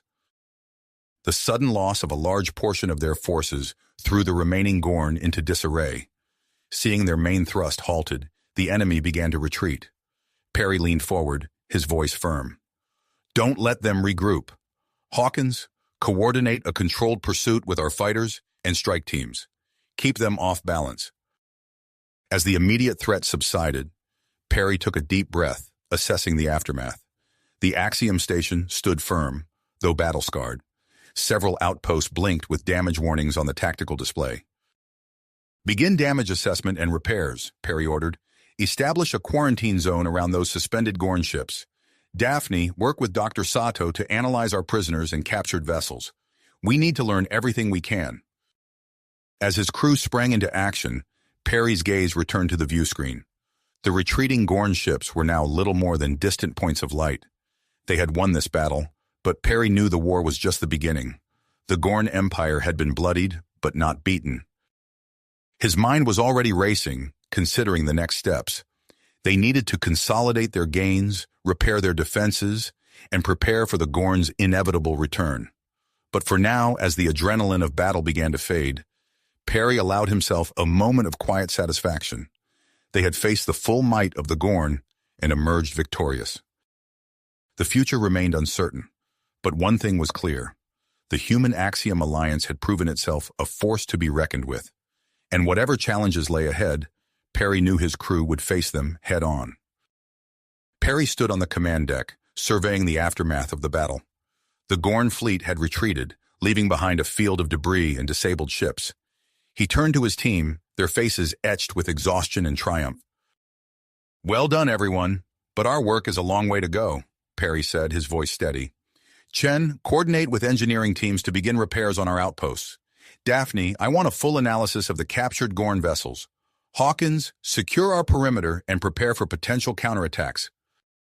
As the crew sprang into action, Dr. Sato approached Perry, his eyes gleaming with excitement. Captain, I've made a breakthrough in my analysis of the Gorn prisoners. There's something you need to see. Perry followed Sato to the medical bay, where holographic displays flickered with detailed scans of Gorn physiology. The doctor pointed to a specific neural pathway, highlighted in pulsing red. I've identified a critical weakness in their biology, Sato explained.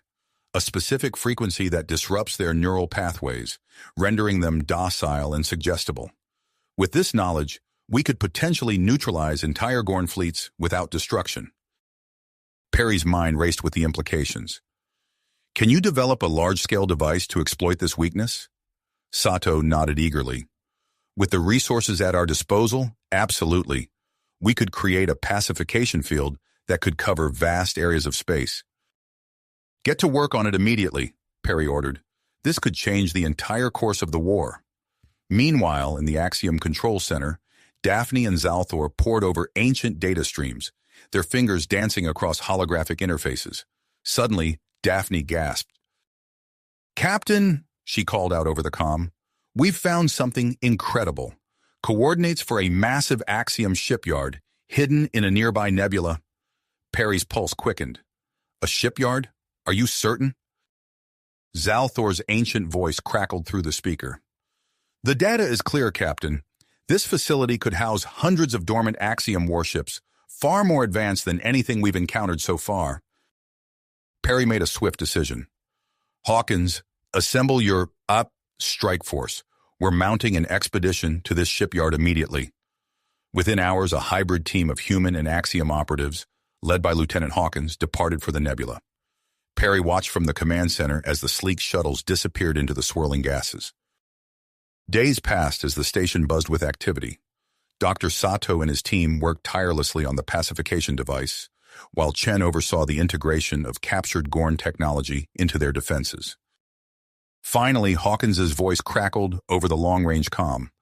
Captain, you're not going to believe this. The shipyard, it's beyond anything we imagined. The main view screen lit up with a transmission from Hawkins's team. Perry's breath caught in his throat as he saw the vast expanse of the Axiom facility.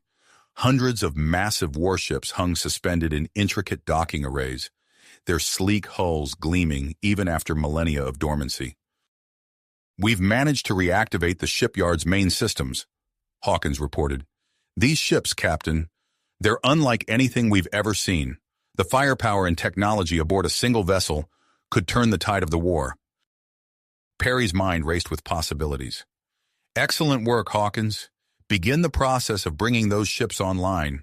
We'll need to train crews and integrate them into our defense network. As news of their victories spread across human space, the Axiom station became a beacon of hope. Colonial representatives arrived daily, pledging support and resources. Volunteers flooded in, eager to join the fight against the Gorn. In his quarters, Perry pored over strategic maps, formulating a bold plan. With the pacification device nearing completion and a fleet of advanced Axiom warships at their disposal, they had the means to liberate Gorn-controlled human worlds swiftly and decisively. He called a meeting of his senior staff, laying out his strategy. We'll launch coordinated attacks on key Gorn strongholds, Perry explained, highlighting target systems on the holographic display. The pacification device will neutralize their forces, allowing us to free our people with minimal casualties on both sides. Chen spoke up, his eyes alight with inspiration. Captain, I've been working on something that could complement this strategy perfectly. A network of interconnected shield generators that can create an impenetrable defensive sphere around entire star systems. Perry nodded approvingly. Excellent work, Chen. We'll use this to secure liberated worlds against potential Gorn counterattacks. As the pieces of their plan fell into place, Perry felt a surge of cautious optimism. They had come so far from those desperate early days, and now, for the first time, he could see a clear path to victory. The command center hummed with nervous energy as they prepared to launch their first coordinated assault. Perry stood at the center, his voice calm and assured, as he gave the order that would mark the beginning of a new phase in the war. All ships commence Operation Liberation. May fortune favor the bold. The Axiom fleet surged forward, their advanced weapons blazing as they engaged the Gorn defenses. At the heart of the formation, a massive ship carried the prototype pacification device, its energy building to unleash a wave that would change the course of the conflict forever. You have reached the end of the story. If you enjoyed this story and want to support us, please leave a like and subscribe to our channel, and for every comment that says 88, I will heart every single one of them. Thank you for your time.